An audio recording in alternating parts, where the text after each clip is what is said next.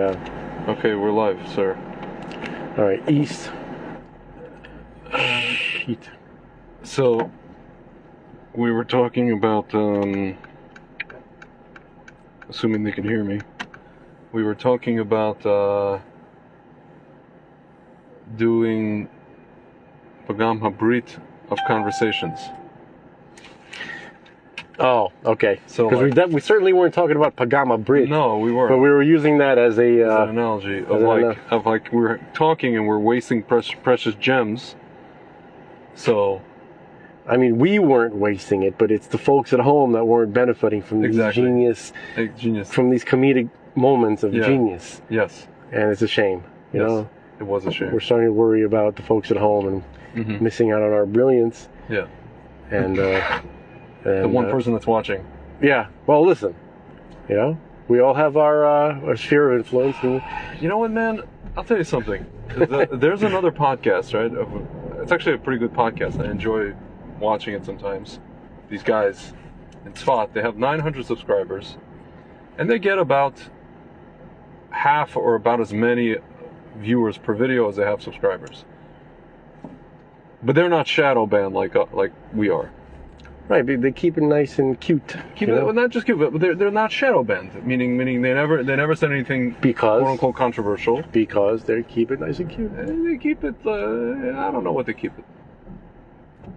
But they're not keeping it gangster like we are. Yeah, but you know, is it really a badge of honor to wear? To keep it gangster? Yeah. Gangster just means that's the truth. Honest, yeah. Yeah, it just means like, you know, just tired. Not to say that they lie. They don't lie. They just omit. They don't include.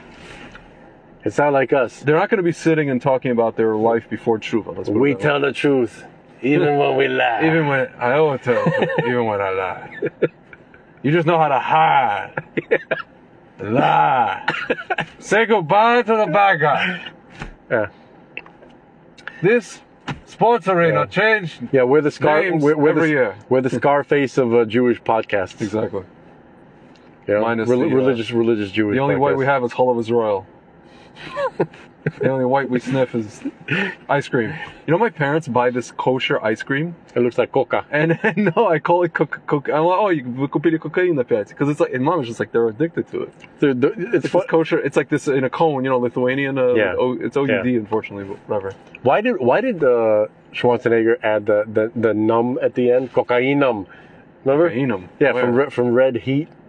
It was an 80s movie where he was a Russian cop. I don't know. And he came to America. Maybe. And he teamed up with Jim Belushi, right? And it was a buddy cop thing. I don't know. I think that's what they called it in Soviet Union, maybe KGB. They called it in the movie, in the beginning of the movie, he comes into a Russian, you know, like a criminal, like this kind of like cave or something like that, you know? It's like a restaurant and a banya. Yeah. And everybody's like, you know? And then, you know, and then there's one guy sitting there and he's like, we have no drugs here. And then he takes the guy who has like one leg with a prosthetic leg and he picks him up by the leg and the leg, he rips the leg off and then it's full of cocaine. He goes, cocainum. He said that. I guess he just like, you know, I don't know, just kind of like. Oops. Oh man! I guess he just kind of. You got how to talk. You got hit. You all right? Yeah, I'm good. No, it's just a book. I got hit with angels and demons. You're listening on that. Ain't literally angels and demons, right? If you had to mix an angel with a demon, then that's what we have here. That's right. See, this is so weird. I just had like 6 or 8 viewers, and now we have 2. Unless we do have 8, and it's just lying to me, or unless it kicked them off. I don't know. Probably kick them off. Yeah. It's Facebook. They can do whatever they want. So what is this thing with Gilbert Gottfried, man? By the way, murder. That's murder. I wanna dedicate to this. First of all, the refuah of Chaim Yosef Zev Ben Fega, and I guess now Gilbert Gottfried should have his neshama shav and aliyah. Yeah, man, I read this whole thing. To the refuah shlema of Velvel Volv Zev Ben Leah. He went for a biopsy today. The results are going to be in a week, and this is going to be the week where I'm shitting myself more than ever before. So. And you called me Mr. Kaka, but you know. That's just that's a George Lopez line. That's neither here nor there. That's a George Lopez line. Yes. It wasn't even me. Yeah. You know. It wasn't me, man. That's neither here nor there. Yeah. So anyway, our friend Oleg, I think is here. I just saw him pop in for like a hot second, and then there he is. You know what Lala sent me? What did she send you? A video from 2014 of a let's call him a journalist. Yeah. A Ukrainian journalist calling for the extermination. Just give me 1 second. I have to pick this up. 1 second. Oh yeah, sure. Hello? Yeah. Wonderful. Yes.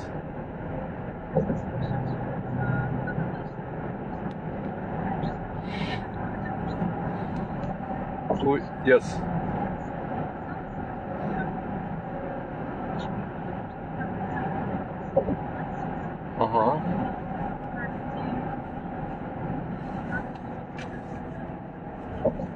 Я не понял. So how did you? So what happened? So how did you get on a car?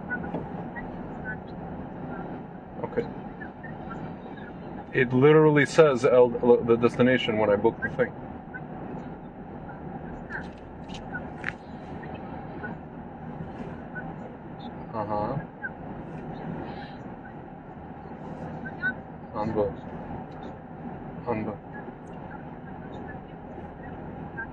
Okay.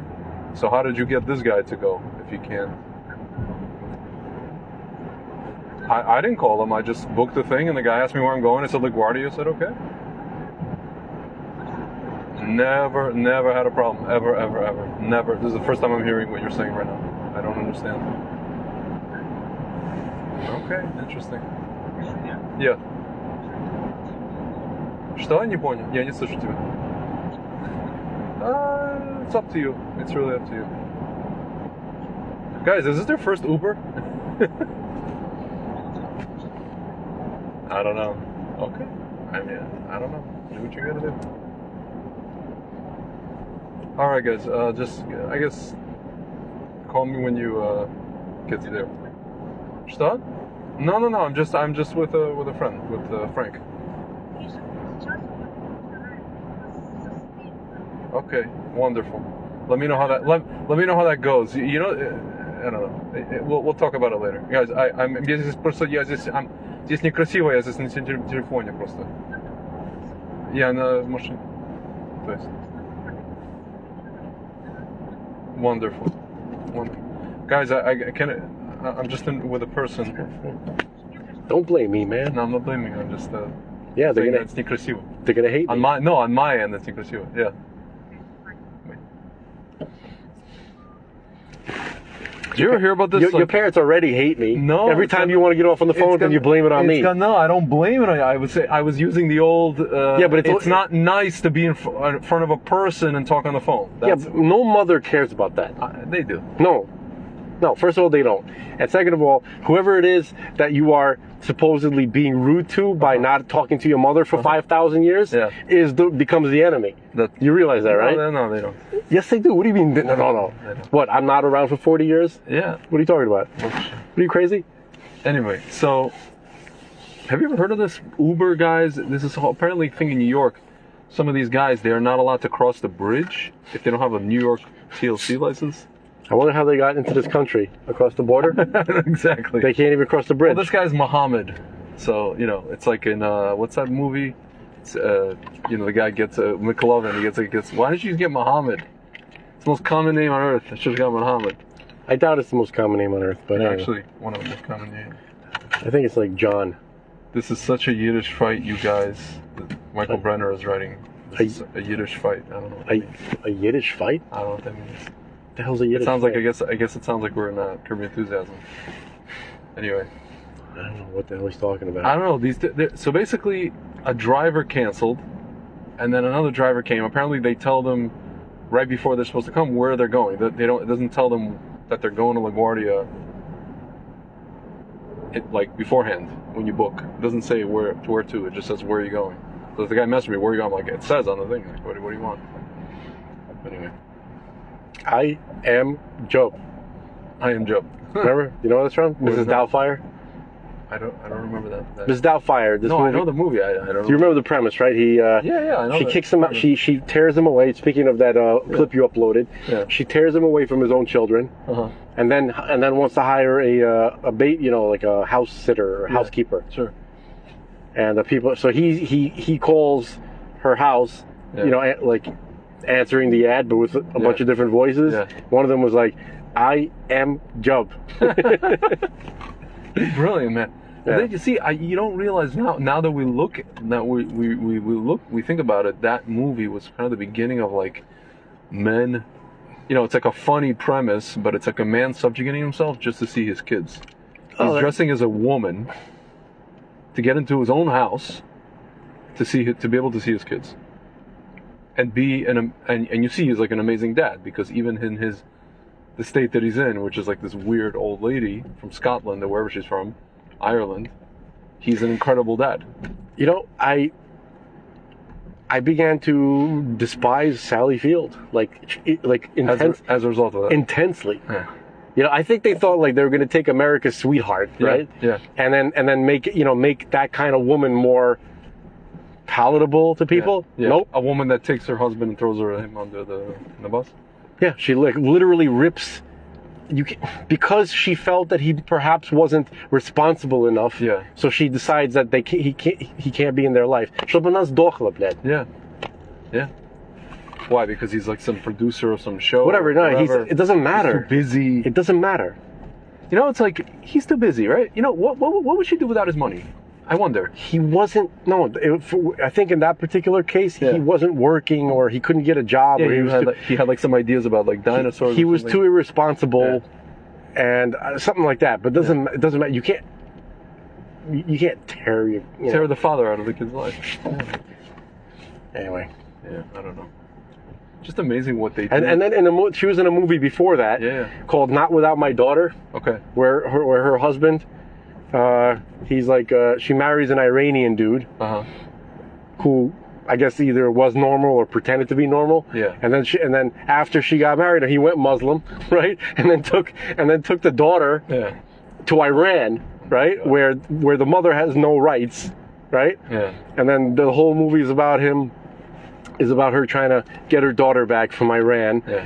And I used to I'd be like, oh my God, it's so terrible. Now, good.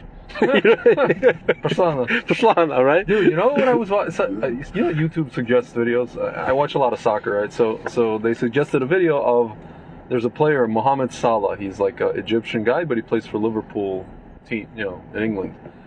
And it shows it says Mohamed Salah being weird with girls for 5 minutes, meaning like he's very awkward around women, apparently, supposedly, allegedly. One of the things, he's not just awkward around women, he's just a guy who he's awkward in general. I am Job. Yeah, exactly. That's exactly. So you see one of the clips, he's in the car, they have like that driving around in the car kind of thing with the cameras here. Yeah. And basically, the woman is driving. There's like a white woman, like a British, I guess, reporter driving. Yeah. And she goes, "How's my driving?" And he basically says, without actually saying it, that well, for something akin to for a woman, you're a pretty good driver. That's called awkward? If that was a white, and she's like, "Oh, that's so funny. Oh, yeah, but I'm good driver." If that was a white guy that said that, a white soccer player or any white man, dude, I know. Listen, they would have kicked him out in a hot minute. Of course. Yeah. Not only kicked him out, are you kidding me? He would have been in jail. But it's an Arab man, and that's his culture. And it's even though it's a joke, right? But we have to, oh, it's so funny. Oh, yeah. One of our viewers says, you realize that we're talking about characters in a movie like that wasn't actually Sally Field. Yes, we realize that. Yeah, but she agreed to play the role. I don't even want to know who the name of the person who made that. Yeah. This is called shtick. Yeah. Most of what we do here. So if you're That's like my mom. She gets upset at, what she does. Sometimes we'll watch these serious movies, and my mom gets upset at the plot, the situation. Yeah. Somebody's family, something happened bad in the family. Some family member did something wrong, and my mom gets very upset. I'm like, it's just a movie. She's like, "Нет, Grisha." это так происходит в реальной жизни тоже. Вот такие идиоты. And you know, like, no, this happens in real life. Like such idiots, and then we have situations like this in life. And this is what you have to avoid. You see, I told you. You know, I'm telling you, avoid this, such, you know, such people, such women, whatever it is. Yeah. She's like, ты видишь, она так, надо это все. It's just about like Russians, you know, like. So Нет, Krishna, это настоящая жизнь. All right. Real life. Folks at home, yeah, I understand that Sally Field, you know, she was paid to do a role. But it is a real situation that these kind of things right. happen. First of all, she decided to be the role. the front, you know, the face person, the face of this propaganda. the face of this propaganda. So that's not a great decision. Okay? Supposedly subtle propaganda, because it's not subtle. Very, very funny. Yeah. So so that's number one. Number two, we're getting hecklers now through Facebook. Yes. You know, getting heckled, dude. That's how you know you're making impact. That's the show is making progress. Okay. First we get hecklers, then we get. Okay, folks. A prerequisite for listening to us you have is to heckle us. You have to no. That's no. Oh, okay. No. You have to look up. You have to look up. I'm getting more hostile to hecklers. You have to look up and the definition of shtick. Yeah. And then you might you might be able to appreciate. Yeah. This one guy was like, I couldn't, you know, the last few minutes of the last episode we were. That was not a guy. It was a girl. I was talking That's about. Definitely a girl. I was talking about the divorce. Like, oh, I love Bartzadok, but the last few minutes were atrocious. Mashiach now. Okay, no. The last two words were nauseating. Nauseating. That is definitely a woman. That's a woman. No man used the word nauseating. Even though it says violent, it's like violente. Yeah. Okay, that's not that's a lady. Unless it's like a very flamboyant man. It's indulgence. That's the voice of a lady. It's a language of indulgence. Yeah. Is what you're saying. It's basically the language of. First of all, folks, let me ask you a question. I've never in my life listened to anything or to anybody and then decided that it would be important for them to take my advice as to how to present their ideas. This woman, by the way, says, I'm not heckling, I just had a crazy ex-husband with a smart, and then she's laughing. So all right, so if you're gonna heckle, you're gonna get roughed up. You're gonna get roused here. Exactly. All right? Hey, you were saying It's gonna be equal opportunity rousing. Yes. Rousting. So you were saying about. Yeah, no. So I don't remember what I was saying, but you know, here's what came to my mind. Uh-huh. I saw this one episode of like Louie or Lucky Louie or remember Louie. Yeah. He was doing a stand-up. Yeah. And then there was like some vapid, you know, lady. Yeah. All right, I'm trying to be Jerry Lewis. Lady. Right. Yeah. And she decided that, you know, she's sitting right next to him. Yeah. She was decided that, you know, that having a side conversation was important. Yeah. And he's like, excuse me, ma'am, like, you know, this is the job. Yeah. She's like, well, you're not funny. Yeah. Like that, right? Yeah. So anyway, they get into it. They go back and forth, Yeah. and then he's like, well, what's the problem? What are you not satisfied? Oh, you said something, and then my mom, you know, and he goes, what? You said something, and it offended me. And he goes, oh, is your mom? Is your mom? She goes, no, she died. He goes, good. I hope she died of AIDS. Oh my God. You know what I mean? Like, oh my God. He goes, how were you even born? Yeah. Did your mom rape a Chinese hobo? Or something? I think I heard this. No, he was just like, went into her. He was thinking the worst possible things to say to her, and it was glorious. Honestly, it really was, because some of these people. Yeah. That's a very hyperbolic example of when, you know, if you're at I don't know, like a talk. Yeah. Right? Or a performance of some kind. Yeah. Right? The only thing you can do if you don't like it is tune out. Yeah. Right? Yeah. It's like in the words of Mike Tyson, you know what the whole thing. There's no suggestion box. Mike Tyson went on, well, here, that's the problem. This is a live comment. It doesn't say suggestion box. Yeah. That's true. Whatever the hell that is. Yeah. I'm going like this with my hand. You know the whole thing, Mike Tyson. Conjure the word. He's like, Mike, I feel like this guy, Russ Salzberg on Channel 9, this is like back in the day, Jewish guy. Oh, he's like, Mike, I feel like you're taking into the ring a lot of rage. He's like, I don't know, I just know what I could do. He's like, all right. And he says something else, and Mike's like, he's like, whatever happens, happens. F it. He's like, and then he's like, Mike, why you got to talk like that? He's like, I talk the way I want to talk. You don't like. He's like, you don't like it. Turn off your station. Yeah, he's right. And he's like, class act, Mike. Wow, that guy's a retard. Yeah, that guy is a retard. You know, you realize you're talking to the heavyweight champion of the world, possibly the greatest, and unhinged. And a guy who just came out of prison. He's about to fight. He's about to fight another man called Razor Ruddock. Yeah. A man called Razor. Yeah. and he's himself is like a, you know, psycho, a bona fide psycho. or was. When you're talking to Mike Tyson, you're talking to a guy who is the master of leverage. Yeah. He has learned like nobody else, maybe even in like history. Like physical leverage. Physical leverage. Yeah. So he's not a big dude. He's stocky. Yeah. He's not even as muscular as a lot of the guys that he fought. He was pretty muscular though. Of course he was muscular, but he fought gorillas. He was like a regular sized dude fighting giant gorillas. Yeah. Okay? Sure. He was fighting like 6'8" dudes. Yeah. You know what I mean? He met one of them on the street, Jeff Green. He's like, I beat your ass. He's like, I beat your ass in the ring. I beat you on the street. He's like, he's a guy with like a big fanati, like a big ass like lump on his head. Right. And he came into the ring with it. Right. He knew how. So Tyson, first of all, he was. A lot of times he was shorter than the dude he was fighting, which was actually an advantage because he knew how to his footwork. He knew how to launch himself. It all came from his legs. But he had the leverage to launch himself from underneath at a 45-degree angle, where the guy couldn't even see it coming, and he threw his shoulder. He wasn't throwing his fist. I know. He threw his his fist followed. Yeah. So nobody could do that. He was like the right size. When I was a kid, I thought he was knocking people out with his elbow. I thought he was elbowing dudes in the face. No, because he was going like this. Right. Yeah. And by the way, that's smart because the closer you are to your torso, the closer you are to the center of your gravity, that's where your strength is. That's where all the further you get away, the weaker you get. Yeah. Right? Yeah. So basically, he's throwing his entire body at the guy's face. He's throwing his whole entire body. He's a 5'11", stocky, muscular dude. But what's his name taught him that? Cosdamato and Atlas, Teddy Atlas. Yeah, it didn't come from him. No. Well, listen. But he mastered it. He mastered it, and like no one else. Yeah. So listen. They taught him for a reason, right? Yeah. Because he had the he had the makeup too. He had the makeup. They saw that he could do it. You gotta have brains to do that. People like make fun of him and stuff like that, but he watched hours of fight videos.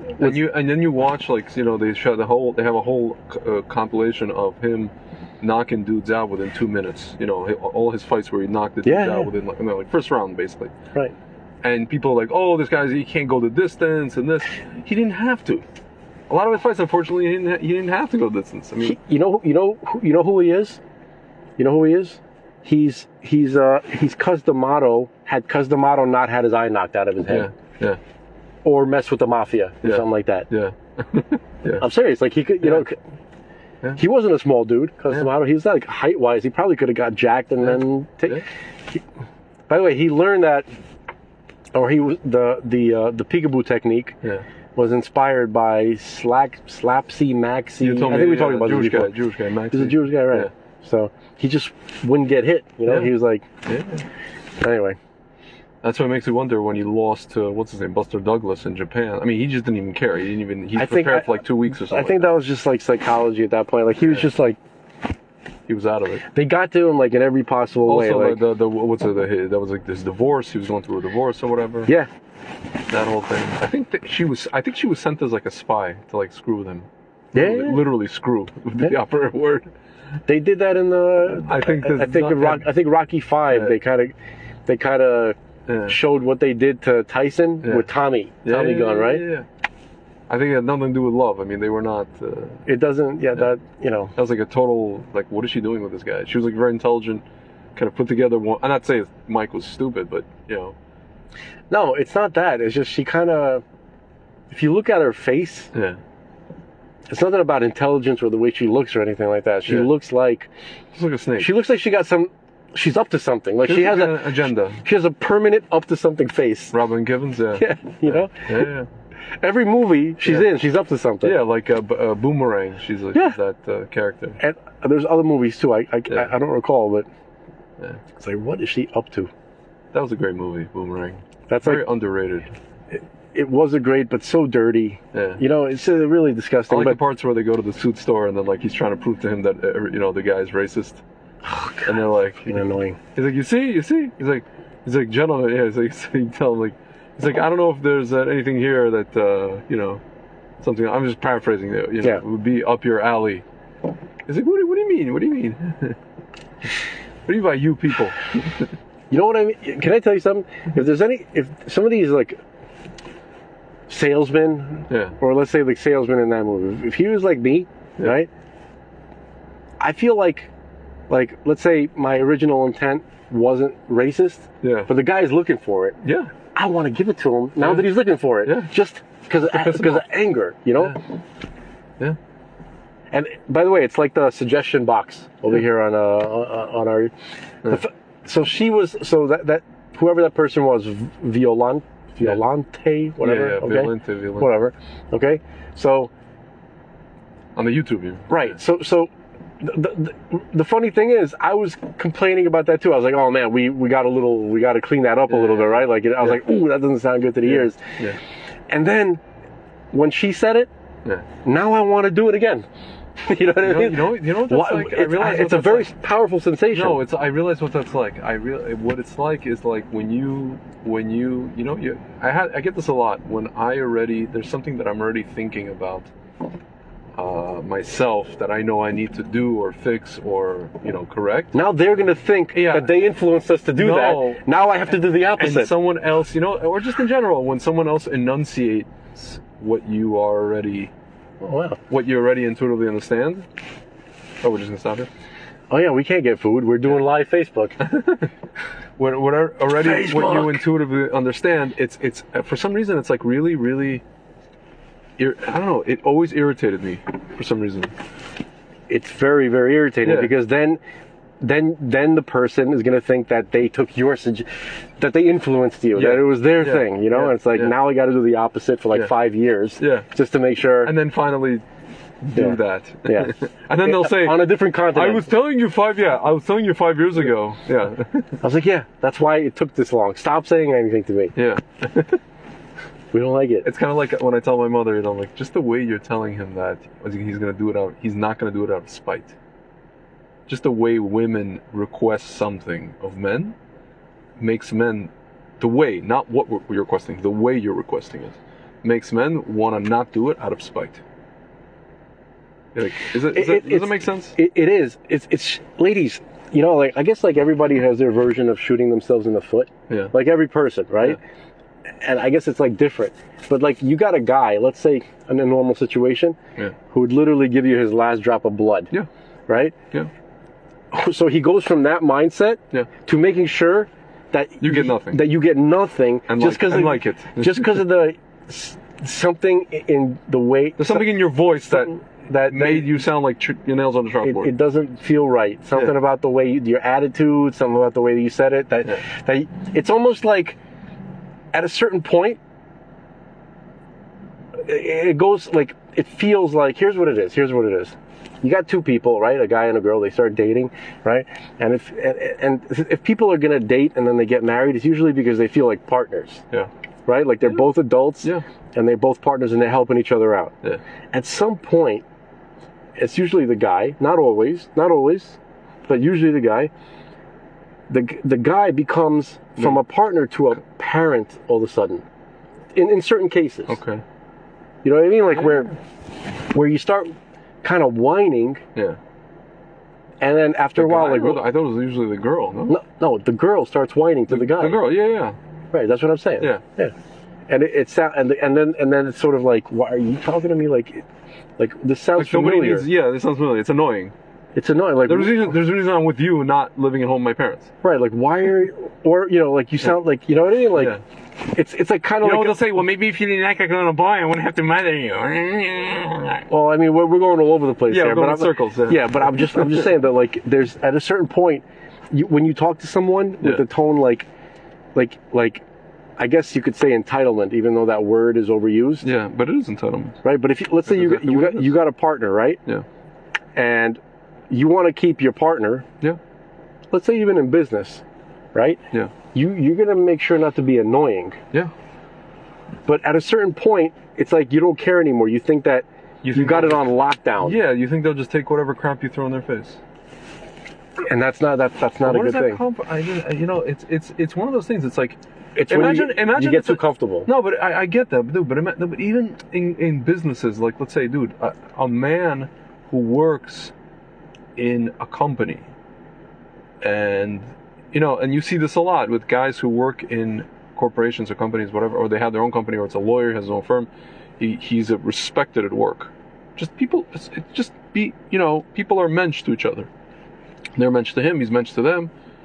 And then he comes home and is the one person who just is like, being nasty to him, bossing him around.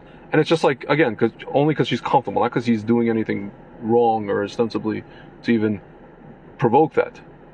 She's just doing it because she's just comfortable. And what do you want the guy to do? In every facet of his life, during the day, every sphere of his life, the entire day he's dealing with people who are mensches. Men, women, he respects them, and he comes home, and it's this, like, barn. It's a fucking barn. What do you want him to do? He didn't do anything to provoke it. Zero, nothing. In fact, he's doing actually the opposite. So, okay, like I said, everybody has their own version of shooting themselves in the foot. We guys, obviously, we do it to ourselves too. Yeah. I mean, we have that. We have our version of that. So, ladies, it's like we're trying to be honest here. Yeah. But you know what I saw? I saw this. This is on Alex Jones a couple of years ago. Oh yeah, we can't say anything on Shmeish book. We have Shkina. Right. Oh no, I mean that's everywhere. Shkina alert. But by the way, this lady on who came on Alex Jones, she's a Shekhinah. Mm-hmm. Well, she's a fractal. Uh-huh. And she's an actress who I guess was conservative. I don't know if she's a very well known actress. Yeah. But she was in Eyes Wide Shut. Okay. She was in Eyes Wide Shut. Okay, she was. Not Nicole Kidman. No. Okay. No. She. Really? All right. Lily Sobieski? No, dude. Okay. I don't remember. I can only think of two women that were in that movie. I can't think of anybody else. You have this movie with like 100 hot women. Ah, the smokestacks. Okay, fine. Yeah. Okay. So. Gotcha. So she was the one that was. Remember when he was asked to come to the party? There was like a lady who overdosed. Yes. And he spoke to her. Yeah. That actress. That actress. Okay. Okay. So we never even see her face. She was wearing a mask. No. You do. Okay. Her face was. Okay. So basically, she was on Alex Jones, and she was like promoting like a book or something, mm-hmm. and it was an interesting idea. The premise of the book was close the bathroom door, meaning like don't ever get so comfortable with your husband or your wife that you keep that you keep the bathroom door open when you pee. Yeah. That's too much familiarity. Yeah. Too much familiarity breeds contempt. Is right. It's like you lose respect for each other. You're not.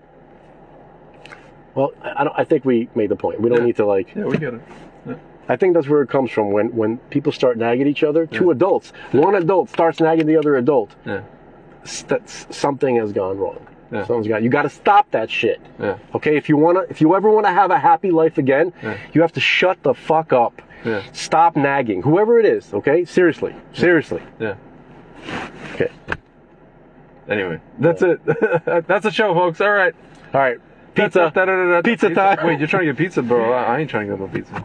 Wait, we're actually Mama's literally getting pizza? I pulled over for the attempt of getting pizza, but I forgot. I lost consciousness of the fact that we were on Facebook Live.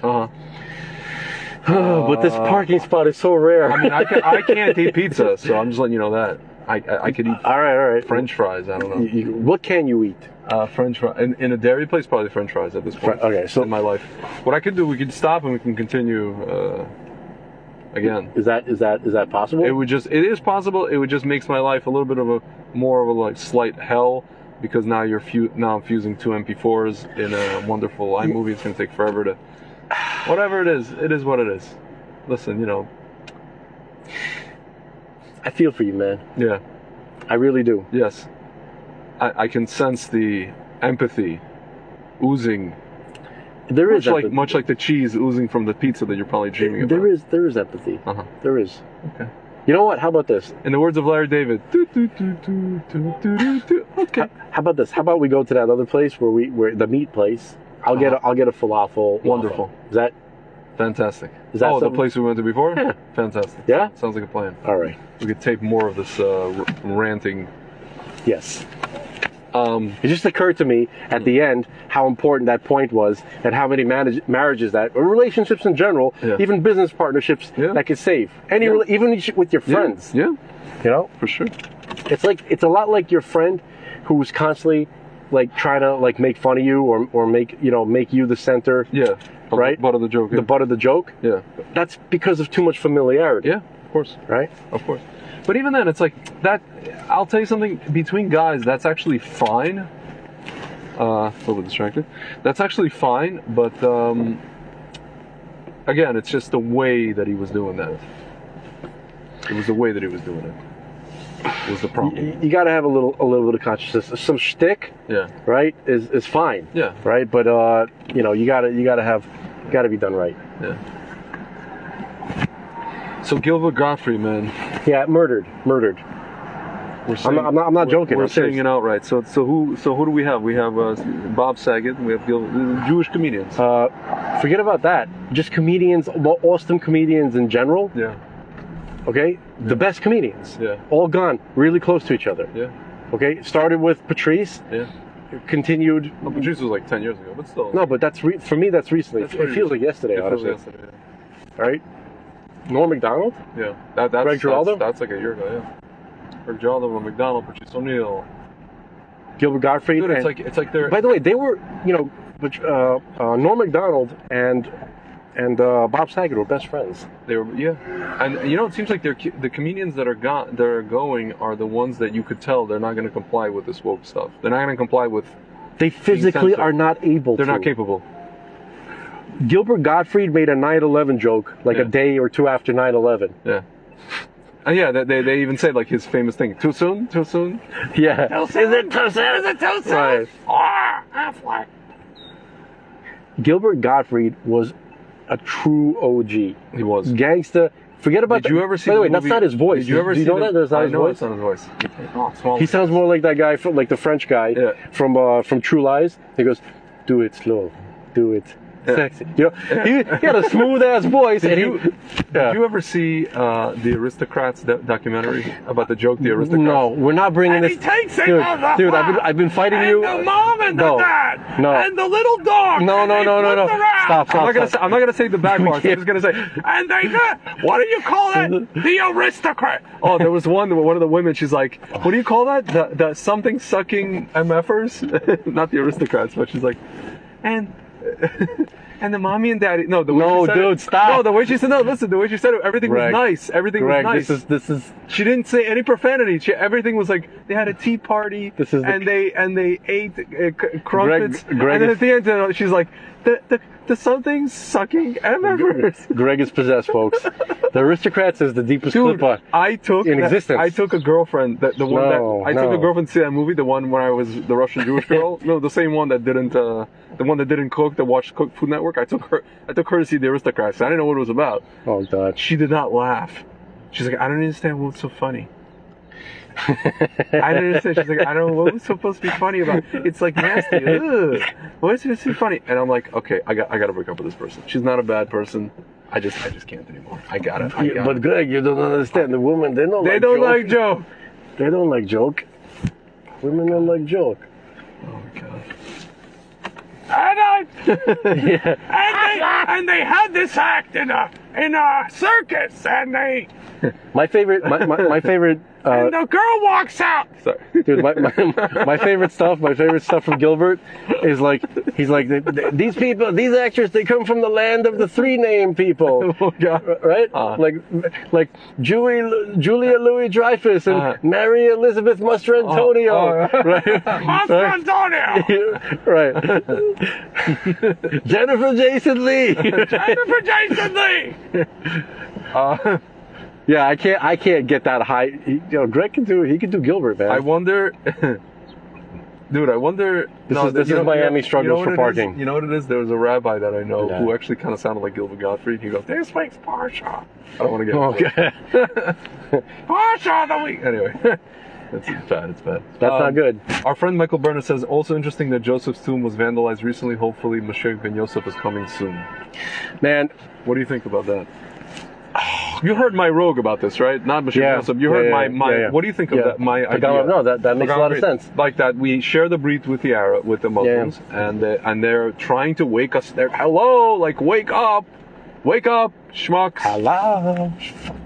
That was too good to be true, You know right? what we should do? That's a 1 hour. Oh, okay. No, there's like a valet thing there or something like that. You can park on any of the streets. It's just. I know, but usually, if you can't find parking back there, then double parking Oh, I didn't bring my city key, over bro. here. Oh, yeah. Well, you're a Fryak anyway. Who cares? Yeah. Just kidding. God, what the fuck? Oh man, what are you gonna do? What are you gonna do, huh? Oh, look, gas is now $5. Used to be $4. Unless this is just a gouging. What the fuck is it? It's a woman. What do you want? No offense to women. It's a woman. It's a woman trying. No. See, if Muhammad Salah said that. Oh, that's so funny. There's a guy. so funny. I think during one of Norm Macdonald's like Comedy Central shows, he had like a few short-lived shows. One of them was called The Sports Show, or something like that. So he was showing this interview after the fight. He was a UFC fighter. His name was like Earthquake. Oh yeah. What's that guy's name? Earthquake something or I other. thought a WWE fighter, no? No. I don't know. He was. UFC fighter. I forgot his name. Okay. But Earthquake's a black dude. Okay. Right? And this lady, she was interviewing him, right? Yeah. She was black, right? And he's like, he's like, he goes, where are you from? And he goes, she goes, you Jamaican? She goes, yeah, I'm half Jamaican. He goes, you Jamaican me horny. That's what. And then he goes, can I motorboat you? Can I motorboat? Right? Yeah. And she's like, oh my god. She's like giggling and laughing. And he's like, and then he stops the video. He's like, what the H? Right? Dude, there's a compilation of black athletes. It says literally black They would put us in the Iron Maiden for saying something like that because we're white. I know. Dude, there's like basketball players. It's a compilation. NBA players flirting with reporters. All you hear is this Japanese shit. You know, the Japanese laugh. It's just, I don't know, man. I feel like they're just trying to phase out white guys. They're not trying to phase out people. They're just only trying to phase out white men out of existence. Good luck, motherfuckers. Most white men are armed. Yeah. Come at it. Let's do it. Yeah, come at me, bro. We're a little bit tired of this, right? Don't tase me, bro. Come at me, bro. Don't tase me, bro. You know, I used to make fun of that guy. Yeah. But that guy's an enemy of John. It happened in John Kerry's speech. Was it John Kerry? It was a John Kerry speech. You know, there's another guy that was kind of like that. They were crashing. It was like some kind of event with McCain. Yeah. And I think Kissinger was there too. Yeah. And all these council on foreign relations. Yeah. And then they'll, you know, and he's like, get him out of here. He goes, get that. He goes, get out of here, you dirty scum. McCain said that. Yeah. And I was like, damn. I was like, who was that guy? Yeah. That guy was probably good. The guy that they kicked out of that thing. Everybody that got kicked out of these things, even the people who are protesting at the World Bank, outside the World Bank, you always think that they're like hairy, you know, the hairy, smelly hippies. Those are the good guys. Some of them. You know, now they're probably the smacksadoodles. On second thought, I think some of these guys, right? They're just controlled. Are staged. Yeah, they're staged. Right? So what they do is they're on drugs, they're staged. Yeah, so they get, you know, it's like Alex Jones said about David Icke. Yeah. Usually what I used to say about Alex Jones. Yeah. Right? So, Alex Schmones. Right. So you have like, you know, the guy who spouts some of the truth. Yeah. But then says crazy stuff and make sure it's like anti-Semitic and lizard people and you know, and all that kind of stuff. The queen is this 12-foot lizard and that kind of stuff. You know what I mean? Yeah. So, yeah. No, I think they just do it to show how legit they are. That they're the normal ones. To show how there's like, oh look, those crazies outside that office building throwing eggs at the thing. Maybe the normal guys are the World Bank. The World Bank's the good guys. Yeah. Look. Those are the normal guys. Yeah. Any hoodle. Let me just pay for this. There we go. Park. What do you? No, don't pay for nothing. What? What you got? Well, you have the app. No, don't worry about it. We'll be fine. All right, Mr. What's the song? There was a song called Billy Mercedes, the Russian restaurant song. But this isn't a white. No, and it's not my Mercedes either. Okay. That's just. Every time I hear Mercedes, I think of that song. I think of that song, and there's another song. Casanova. Casanova sounds familiar a little bit. There's all these Russian restaurants. Margarita. Yeah, something like that. There's a lot of these songs. Margarita. Crazy to live in a situation where last week was contacting family and friends in Israel to make sure they are okay during the shooting in Tel Aviv. Then today getting contacted by Israelis to make sure I'm okay in New York. Yeah, what is this, Brooklyn? I think it's a false flag, man, to take away guns. It's Brooklyn. Hear about this, right? In the subway? Five shot in the subway, yeah. Freaking crazy, man. Dude, what are they really? Do they really think that Americans are going to hand in their guns? No. What are they talking about? No. It's like the DA refuses to say. She's like, we're still investigating that. No, they asked her, is this terrorism or is this gun violence? Just random gun. And she's like, we're investigating that. They're so, you could see it's so transparent. Gun violence. Hold on. A guy shot up 5 people who he didn't know, and also he tried to detonate an explosive. That's just That's not terrorism at all. That's a gang shooting. Yeah, that's Tyrone. Yeah, Tyrone. That's a drive-by in the subway. It's clearly Tyrone. It's clearly, obviously, right? Tyrone. That's a mafia hit. Yeah. Right. Yeah. Sal, Tyrone, Big Pussy. Manganonzo. Manganonzo sends 3 shots in the neck Thursday. Manganonzo sends his regards. Yeah. 2 shots in the neck on Thursday. He was joking about that. Don Rickles was joking with Frank Sinatra. But Sinatra was laughing, but he was laughing. He thought it was funny, but he was just like, oh man, if you only knew. If you only knew, Donnie. Yeah. Jackie Mason was in the next room and he heard some guy get whacked. He says it in his act. He's like, I was in the next room and I heard some guy get killed, get shot. It's crazy. And I thought I didn't get messed with this guy. They wanted me to be the 5th man of the Rat Pack. And I thought to myself, do I really want to be a part of this? I heard some noises. I heard a thump. I heard a body falling down. I heard in the 60s, where he was stuck in traffic, like he pissed somebody off. Jackie Mason. Yeah. And then somebody came and like roughed him up, like punched him in the face. Yeah. He opened the car door. Was very short guy. Right. No, but it was like in response to something that he said. Like on stage. On stage about someone powerful or something like that. Okay. No, because that was his whole act. His act from the very, very beginning. He talked a lot about politics and gangsters. Republicans. He's a gangster and he's a criminal. He's a criminal. He's a crook. He's a Schwarzer. Yeah, that's what remember that he said Schwarzer about Dinkins. People got lost. He's like, what? It's Yiddish for black. That's all it is. It's not a derogatory term. And he got up on stage and next he's like, if I wanted to say a derogatory term, I would say this. And then he's actually said it directly. Yeah. He's like, well, that's not what I meant. I said that this. And it said that it's Yiddish. You should learn the Yiddish. And it's, if anything, it's anti-Semitic to say that I can't say a thing. Yeah. Mister. Are you awake? Next. Dude, the timing of the timbre, like we say in Russian, the rhythm of his thing. Yeah. He was like, to me, he's like a basketball player. Nah, he was a genius. He was an artist. Yeah. Like a real genius. Like that word is used too easily, but his. I mean, it was like a theater. It was like it was real. It was real theater. Yeah. All right, sir. Well, let's pause for station identification, aka gotta get some grub. Right now it's 5:48. I basically got to be back at 9:30 at the casa. So we got time. All right, ladies and gentlemen, we're gonna take a break for station identification, and we shall return. B'ezrat Hashem. Shall we? Yeah. You look like me? Confused. I'm or hungry. unsure of yourself. Oh, you're just hungry. Okay, fine. I'm delirious. Like, not to be confused with Eddie Murphy delirious. No, not that funny. All right. Very little sleep. All right, ladies and gentlemen. Miami is the new Web 3.0 city. I don't know if it's a good thing or a bad thing. I guess we'll find out. All right. We're going to go get some grub in the tub. I don't know what that even means. Grub in the tub. We'll figure it out. Figure it out. All right. Peace, my friends. We'll catch you in a few minutes. What's that weird yellow light? Blinky. You should go get that checked out. Yeah. All right. So I saw this. Somebody posted. Do you remember Gilbert Gottfried of Best Memory when he was in Beverly Hills Cop when he's like the lawyer? Mm-hmm. Here, this is somebody. Sydney something, right? Like, whatever it is. He walks in. What's his name? Axel walks in here, and this is basically what he's saying. Somebody quoted his character. And I'm going to do the voice, obviously. Just give me a second. My friend posted a picture of him together. And here, this is what it... Oh, where'd it go? It disappeared. Hello? Where'd it go? Oh my God, I literally just like the post. Basically, he's like, he walks in, so it's like the door was closed, so Axel walks in, he's like, don't let the fact that the door is closed dissuade you from coming into my office. Right.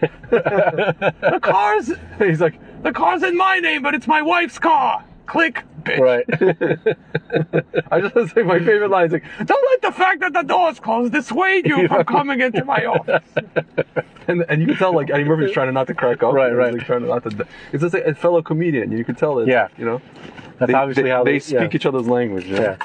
It's cool that sometimes comedians they help each other out, like Yeah. they give each other roles in movies. Yeah. It's hilarious. But it's Sheena again. People already know what we're talking Let's about. not go overboard with it though. With the you know what I Sheena mean? stuff? Yeah. Like we can't be too generous. Yeah. It's like she was walking around, Yeah. right, with the camera. She was like doing some kind of like Yeah. some thumb. What is it? TikTok. Yeah. Some kind of TikTok. thing. TikTok. If you're doing TikTok, you're not Yeah. Shekhinah, okay? How about that? Can we lay that ground rule? You're just a retard. Yeah. Not Say that, I have a special needs cousin. Not everything female is automatically And Shekhinah. then there's this reminds me of Israel. Hasidic kid on a Segway. That reminds me of Israel. You want to talk about reminding you of Israel? A Hasidic kid on a Segway reminds me of Israel. That wasn't a Segway. That was a little scooter. Little scooter. He looks so cute. God. Very funny. And he's wearing like his whole Full getup. thing, man. The full thing. Yeah, it's like Tuesday. He's wearing his whole getup. Kind of interesting. Okay, sir. What were we talking? Oh, we were talking about something about the smoking. Can I tell you something? Yeah. There's one thing that I think that would immediately improve the look Of? of the Hasidim. Okay. These guys. Okay? You mean the PR? When No, you say look. no, the look. The The physical physical actual look. The Okay. physical actual look. Okay. Stop doing that little orphan Annie curls. Wow. Do you understand what I'm saying? Yes. Just let it go. You know, Yeah, they like do- settlers, like the settlers. Like the Let it settlers. go. What are you doing? That looks Yeah. ridiculous. Yeah, it does look ridiculous. Just let your pants grow, Yeah. or braid them. Something cool, like Yeah. some kind of like warrior of Vikings or something like that. No, you know, they like don't want to be worried. They want to be. they want to be like little orphan Annies. It's the gullahs, yeah. They want to be made fun of. They want to be poked fun. I don't know, dude. Why would you do the curl? Why? I don't know. I don't know what they would do. If you let it go, it looks kind of badass, right? They don't want to look badass. They said don't You look want like the you, goyim. you The want to goyim look are you want to badass. look like Orphan Annie They tomorrow. yeah, they want to look like we're orphans. We don't have leaders. We're orphans. We don't have Mashiach. We're orphans. Tomorrow. Yeah, that's what they want to look like. Everything else is fine. Like black hats can be cool, right? A black. Listen, black is very slimming. Listen, don't mamish run ahead of the Geula, okay? You're running ahead of the Geula. You Who can't said- do any of these things before the Geula. If that was a man who said that, I'm just paraphrasing it someone. sounds like someone who Needs to would be get drop kicked, Yeah, and they probably have. like a suplex, They have been suplexed and drop kicked. half Nelson Yeah. to the balls. To the balls. What does that even mean? I don't know. It just sounds like You can't do half Nelson to the balls. I'm just saying, like, That's wrestling, physically impossible. just wrestling moves, horrible things. Yeah. Anyhoodle. So we're talking about Hasidic men smoking, like literally smoking cigarettes. Yeah. So I have this. It was pretty cool, actually. Mm-hmm. One of the things that's cool about like Hasidic dudes, and I'm not talking about Lubavitchers, I'm talking about like OGs. Yeah. Like guys who don't speak English. Yeah. Barely. Yeah. Like they're from Brooklyn, 3 generations, and they still speak with a Yiddish accent. Yeah. Because they speak Yiddish all day. Those guys. Yeah. All right. Smacks of it. Like they Not talk even, Like this. no. They talk like this, and you should know that if you go to a wine store like this, you're not going to find I'll tell much exactly the that guy. thing that you're looking for. Yeah, you're not going to Except find it has a nice label, and it's Right. $200. You never tasted, but it's That's $200. pretty good. That's pretty good. You will buy it just for the look. For the look, you want to have hashava. You bring to the rabbi's house. Yeah. And something hashava you want to bring. Yeah. $200. This is a good bottle. Yeah. The cave. And you know why people get sick? You know the joke. You know the joke that people get sick because of a virus. A virus. They get a virus. They got a virus. Okay? Right. You believe that the virus is real? The Medina told you the virus is real. You believe that the virus. You wanted the mask. You wanted the guy the schmaxine. Yeah. That one that makes you they said they get autistic. Why do you think we have so many autistic kids over there? Yeah. Oh, in our community? They try to hurt us. Yeah, they tried to hurt us. What do you think they did in the Holocaust? My Zaidi, my Gran Zaidi. It never stopped. It never stopped. What do you think happened to? Yeah, the Nazis didn't go away. And everything they're saying is correct. By the way. It's exactly true. Okay. Yeah. All right. So basically, here's what this experience was. It was at the Kotel, right, in Yerushalayim. By the way, we're entering the zone of Shechina, right? It's not. This is again. We can't go crazy. Use the word. Yeah. You know. We're entering the wrong zone. Is what we're doing. Anyway. You know, like unconscious Shekhinah. Yeah. Very unconscious. Yeah. Okay? But, listen. Anyway, you were saying about the... Ein od milvado, right? Yes. Is that not correct? Yeah. Right? Okay. Anyway, so, yeah, I was talking to this guy, and I at the hotel, this big Hasidic dude, right? Yeah. Huge, right? And he's like smoking a cigarette. And I go, would you mind if I bum the cigarette? He goes, yeah, sure, no problem, right? And he lights me up. He goes, he waits till I take a puff. He goes, it's like a wind for the soul, huh? A wind? Oh, it's like wind for the soul. Wind for the soul. And I was like, yes, it is. Amazing. You're awesome. You're the man. Some of those guys are really spiritual guys. They're very, very spiritual. And they have a way with words, yeah, some of those guys. Dude, but they have a way with words because of what's going on in their head. They're thinking thinking spirituality. Yes. They live in that. Yeah. A lot of these guys. Yeah. Listen, man. Most of them do. The only ones that people like to crap on are the ones who, listen. The ones non-religious, the ones who do business. Non-religious Jews and Gentiles. Yeah. Anybody who has contact with Hasidic Jews with the payas, right? With the curly payas. Yeah. You don't have contact with the best of them. Yeah. The best of them aren't hanging out with you. With that said, I'm going to play something for you which will prove exactly what you're saying. Okay, the best of them are in shul. They're learning. They're praying. They're meditating. Okay, so listen to this. This is a woman. She's in the Board of Trustees meeting in Rockville Center, Long Island. You know where this is, right? It's next to Five Towns. You heard about this? No. Okay. Listen to this woman. Italian woman, probably a demon cat, Democrat, whatever. Listen to this. My name is Michelle Zangari. I've lived here in the village for almost 20 years, and thank you for the opportunity to appeal to you tonight. I've already emailed some of you. So I am here tonight to appeal to the board, asking for an amendment to the existing use code, which would prohibit houses of worship in residential zones. Not talking about existing houses of worship that would be grandfathered in, but new ones. And this is the reason why. Last week, I was made aware that a property in the village, 9 Marlborough Court, had a large menorah on their front lawn. It looks to me, when I drove by, it's almost 8 feet tall. It's like most surrounding neighbors assumed it was maybe a Hanukkah decoration left up too long. However, I know all too well that is not the case. Dude, it's just the lack of self-awareness. Is a standard symbol in synagogues. It designates a building or structure, or in this case, a single-family residence being used as a small synagogue or prayer house. No, because they have shuls in their house, like a minion, I grew up in the Five Towns. No, but she's totally off. Yeah, that doesn't make any. Yeah, that's got nothing to do with it. Turned into synagogues. It's a Chabad thing. They put it in front of the house on their exterior property, including one on the block I grew up on. Oh God! This is very emotional for anyone who lived through the transformation of the Five Towns. Many of those people live in Rockville Center now. Oh, many of those people. Oh, the ones who left. It started in the mid-'80s and was pretty complete by the early 2000s. The disease began. Around 20 years. And that area was much larger than this village. So listen to what happens It began exactly this way. Rabbis and their families purchased homes, creating synagogues, small synagogues. God forbid. Congregants then looked to buy property nearby, and residents would get written offers for their unlisted homes in their mailbox, which happened to my own parents many times over the years. They had nothing to do with it. They didn't accept the offer. Real estate values soared, so many residents ready to relocate or downsize accepted these offers, and really, who could blame them? I mean, then they went to the businesses, asking them to close on After Saturdays. She finishes, I'll tell you something. That practice has been denied many times in the press. However, I know for sure that went on. I worked at the Bagelry in Cedarhurst.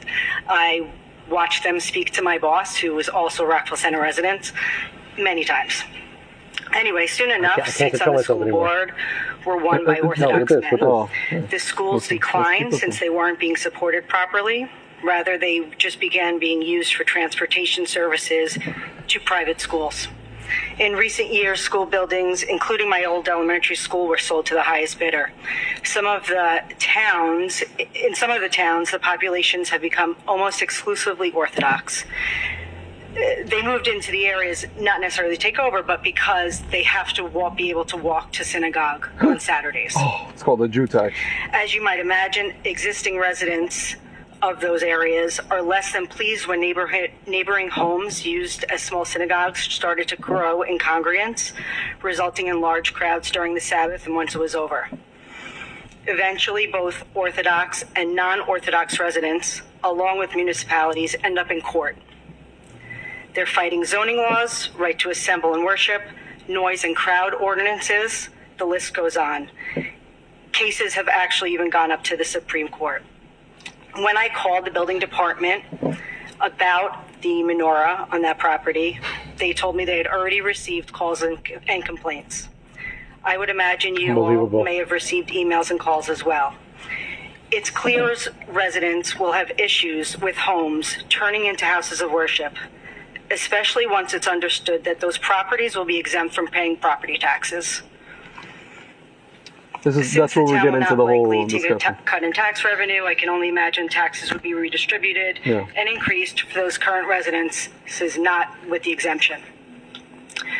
It's not isolated to Long Island. This has happened in Maryland, California, etc. Not to get national. This may sound extreme. I've many people that you sound crazy. I get it. I get it. You may think it could never happen here, but trust me, none of us that were living in the I know it could happen here. What you want to do. When I decided to move to Rockville Center and raise my family here, I heard the refrain from so many people, don't worry, the cathedral's there. The seat of the diocese is here. Well, the diocese building was sold.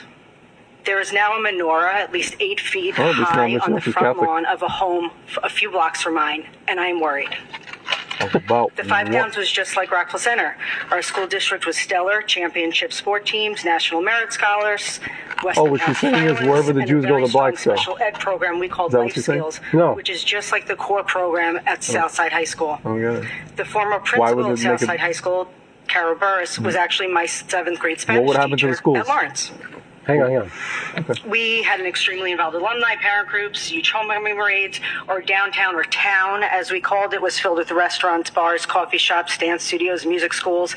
Our retail shopping was like a South Shore Americana mall. We had many professional offices, mechanics, plumbing, electrical companies. We had multiple churches of all denominations and Reform synagogues. We had a strong K-8 Catholic school, just like St. Agnes. No, you got to hear the end where the guy actually takes her up on her request. Okay. All right. We had families that lived there for generations. Everyone it's one thing when a person like this gets up. Just like the generational families in Rockville Center. Not being able to raise my family in the town I grew up in was heartbreaking. And the idea that they won't be able to do that is... Listen, the reason why you didn't grow up in the town that your kids can't grow up in the town that you grew up in is because everybody you grew up with is a greedy sack of shit. Yeah. Nobody was forced to sell their property. Nobody was intimidated. Yeah. Nobody was coerced. Okay? They were offered money and they took it. Yeah. Okay? Your kid didn't grow up in the town that you grew up in because the people of this town, they didn't want to live in that town. They found a better option and they took it. Yeah. Okay? And because they don't want to live next to people like you, maybe. Yeah. All right, continue, please. It's even worse. Exactly. Please understand, this has nothing to do with religion. Yeah. This is about community and the residents and business owners that make up our village. Yeah. You've all been elected to serve even though she mentioned all these different points in the country. I'm asking you to amend the code so a synagogue cannot be on every residential street like they are in the Five Towns. Please believe me and other Five Towns transplants who know it can happen because we watched it. Watch what? You have a fiduciary responsibility as well. The entire town becomes... Use the Five Towns as a cautionary tale of a community that literally does not exist anymore. And take proactive measures. Strengthen our code now to avoid litigation and lawsuits. Mayor Murray, I know you lobbied in Albany to protect residential zones. Please do the same for our village. Keep our residential areas as they are. grandfathered in clauses for the existing houses of worship, but protecting the single and multifamily residences for remaining as they were meant to be used, not as houses of worship. There would be significant litigation risk if the village delays amending the code until after multiple prayer houses or synagogues are established. Please work with your attorneys to amend the code immediately. Thank you. Thank you, Michelle. I've gotten, and I guess I don't know about the rest of the trustees, many emails from concerned people. And I spoke to the administrator, and I immediately, as I answered a lot of those, spoke to our village attorney. He'll be back next week. He's going to prepare the board, notify the board, and enlighten us of the actual law we have on the books, Rockville Center, and possibly what we can do to amend it. So the board will be very concerned. Thank you. Look into it immediately. Okay, immediately. I appreciate that. Okay. Dude, she spoke for 8 minutes. These people that speak about, the parents that go to speak about their kids being inundated, they cut them off. They dude. Okay. All right. I listened. I was patient. But here's my question, man. Here's the thing. I don't want to ask. I'm going to do that, Sunny Isles. First of all, I want to know, obviously she would never say anything like this about Muslims. If black people, Muslims, Right. Hispanics, Asians would move into the neighborhood and change the Of course not. the makeup of the neighborhood. Yeah. The only thing I am curious about though is the whole thing of, listen, it does not look good when these houses become a shul and a 501c3. And then they become, because I've been to places like that, in say Lakewood in Jersey, they just become tax exempt. It's a house, somebody's house, right? It's a tax exempt organization. You don't have to pay, that house doesn't have to pay property taxes and all these kind of things. So what does that look like? And then other people on the block, it does look unfair. It does seem unfair. Listen, everybody, What do you think about that? Literally everybody takes advantage of all the laws as much as possible. Okay? There's not a single group of people that don't try to take advantage of as much as possible. I feel like we're just the most visible in that respect, I guess. Not visible, or just But no, we're the only ones not allowed to do that. not allowed there, because we're supposed to be like these, God's people, and we can't use our brains to Okay. allegedly, supposedly. So let me rant a little bit about this, okay? And I won't get crazy. Okay. If you want to get crazy, I don't care. So, no, because I'll tell you why. Okay, first and foremost, I just wanted to talk about who this lady is and the voice that she's speaking for. Who is she the spokesman of? Yeah. The Sitra Achra. Yeah. The Sitra Achra, did you listen to her complaints? We had dance studios, we had cafes, we had shopping centers, which means we had a nice looking, Main Street. We had Pleasantville. Yeah. We had Pleasantville. People were kind of nice looking. They didn't look ugly wearing black stuff. Yeah. Okay, and they weren't Jews. Yeah. Okay? It didn't look like a Polish ghetto. Right. We have symbolic houses of worship, but that's not really... It's an ornament. It's an ornament, and you can go there if you want to. They told me that was an ornament, but even an ornament closed down. So what do we... Right. Okay. So, you have she's like, Reformed and Catholic, right? Yeah. Isn't it weird that Catholics are siding with Reformed? Reformed are people... I was going to say, she would have no problem with Reformed Jews, and Reformed Jews would agree with her. But here's what I'm saying. No, they shouldn't agree. Yeah. Real Catholics, right, if they actually believe, all right, in the doctrine, they're very kind of to borrow a Yiddish word, Chaimish. Right? Yeah. Real Catholics have huge families. Sure. Yeah, Italian, come over to Sunday dinner. No, that doesn't exist anymore. Yeah. We're talking about the grandmas, right? So you had these big families because and they Irish. They believed in because they were scared of God. Whatever their religion was. Yeah. They were they were like Shiite Catholics. Yeah. Yeah. I stole that from what's his name, Jim Gaffigan. That's funny. He's like, my wife's really Catholic. She's like Shiite Catholic. It's hilarious. And then it's like self-flagellation. Yeah. Right? No, he did an impression of his mom. Day. He goes, Catholic families when they used to be Catholic, I guess, it was like they had big families. Yeah. So whenever you'd have a conversation about family, how many brothers and sisters or how many kids do you have, the person would be like, oh, they have 8 kids Catholic. Yeah. You know, they would always say Yeah. Catholic Yeah. because if you didn't say, you know, Something wrong. if you say 8 kids, Yeah. that guy's mom really likes to have sex. Yeah. You know what I mean? Yeah. Like It's like, something, what are 8 they- kids Catholic. It's like, what are they doing? Right. Yeah. Right. So Gotta qualify that. Right. So you had stuff like that. That stuff existed. It doesn't. You're not going to find that. Yeah. They don't have communities like that anymore. You have Nancy Pelosi Yeah. and and Joe Biden Yeah. Catholics. Yeah. You know. Yeah. Support. You know, abortion Catholics. Yeah. Yeah. Right. That's what you got now. Yeah. Okay. So obviously those guys are going to be, you know, working together with Reformed Jews who they don't believe in God. Yeah. And they don't think the Torah is divine. Yeah. So, you know, obviously, so you notice she named dance studios, Yeah. dance studios where your daughter goes to learn how to be a whore. Yeah. Okay. Yeah. They have pole dancing classes. Yeah, That's yeah, very yeah. it's very important. It tones the upper back muscles. Yeah. You don't know what you're talking about. Right. It's a wonderful workout. Taliban. Jazzercise. Yeah. Wonderful. You know, you wear whatever. Okay. Yeah. You have you know. So it's.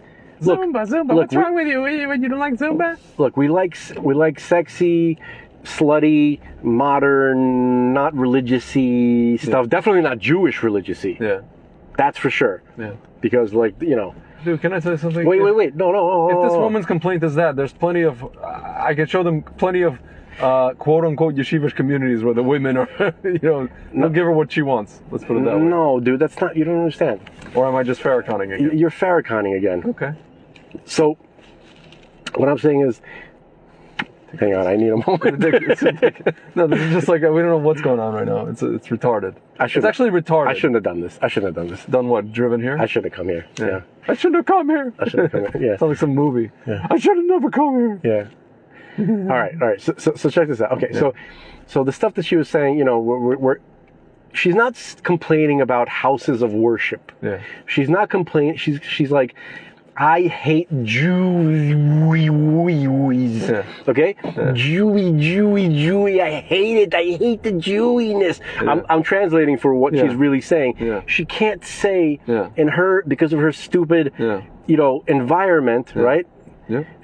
This is what she's really saying is like this. Oh, I hate the Jew. You know, right? The thing. That's what she's saying. saying. What's funny? If she hadn't said the whole thing of like it's happening all over the country, actually you could have. It's spreading. You could have passed it off as just our community and this. It's not about religion, but she's like, it's all over the country. There's other places. It's not just Rochester. It's Maryland. It's California. Icky Jewy blackness. It's this disease. Black people, black dressing people. Okay, that's what she's saying on the inside. Yeah. That's what she's saying on the inside. Okay, that's actually what's happening. Okay, now, and her complaints. Here's what she's really saying. My community was pettier. There's no icky Jewy. Why can't it be the way when I grew up? There's no icky. Okay, that's really what she's saying. That's the truth. Yeah. Okay, and she's trying to cover it up with something that sounds normal. You know, she learned the Sitra Achra rhetoric. Yeah, the language. The Sitra Achra rhetoric. Okay. It's kind of like I was on Twitter for like a hot second today. I don't even know. Don't ask me why. I quit Twitter, by the way. I didn't quit. I just uninstalled it. I was on my PC, and then the Candace Owens mentioned something about the trans, this whole discussion about don't say this, don't say that, Yeah. And then this one guy responds to her, why is this even a discussion? And I respond to him, you know why this is a discussion? Because these woke psychos literally have hijacked language to the point where they've figured out how to say things and how to make it so that if you disagree with them, they turn you into a person who should not exist on earth. And how do they know how to do that? Why? What were they trained in? The use of the archetypes. Yeah, correct. Okay, they were initiated into these quote-unquote secret mystery cults going back thousands of years who always knew how to control language, how to condition people. That was their real magic. Dude, that was their real power. There was this kid arguing with Ben Shapiro. He gets up and he's like the leftist kid in the entire crowd of people. And then he ends up growing up to be this guy. Exactly. No, but he supposedly has like some sort of physics and math from something. And Sure. And he's like, even if he does it, he's just like, the gender is... I used to work at this Crunch Fitness. Wonderful. And then you'd realize where this is and you have to leave. And I got married, and then it wasn't feasible. Yeah, it's not that, So this guy goes, oh, it's a Western colonial concept of gender. And I'm thinking to myself, okay, Western colonial, go to a Middle Eastern country and peddle your crap over there and see what they tell you, much less do to you. Can I channel Mizrahi for a minute? Yeah. You don't want to do it. You don't want to do it. You don't want to do it. You don't want to do it. Dude, he went into Manus Friedman. I don't want to even start like a flame war. Don't do this. I'm gonna get mad. Yeah, he went into Manus Friedman. I just wrote a comment. I said, listen, you know, I used to listen to Rabbi Mizrahi, and he cannot be more wrong about or mischaracterizing him. I actually literally wrote. I said, I don't know if it's a lack of nuance, or maybe just actually a language issue. It could be like a language barrier. Like, you know, English is not his first language. Maybe he's like listening to. I have a friend like that who like listens to what some of these people have to say, and he doesn't conceptually understand the nuance of what's being said because it's a language issue. It's mamash. No. I actually think, because I have some evidence to know that Rabbi Mizrahi, he is conscious of this. Yeah. He's like, hey, you called me primitive. Yeah. They called me primitive. No, but that's not. He's aware of how he appears. He's aware of that, but I'm talking about actual nuance of English as a language and of abstract concepts.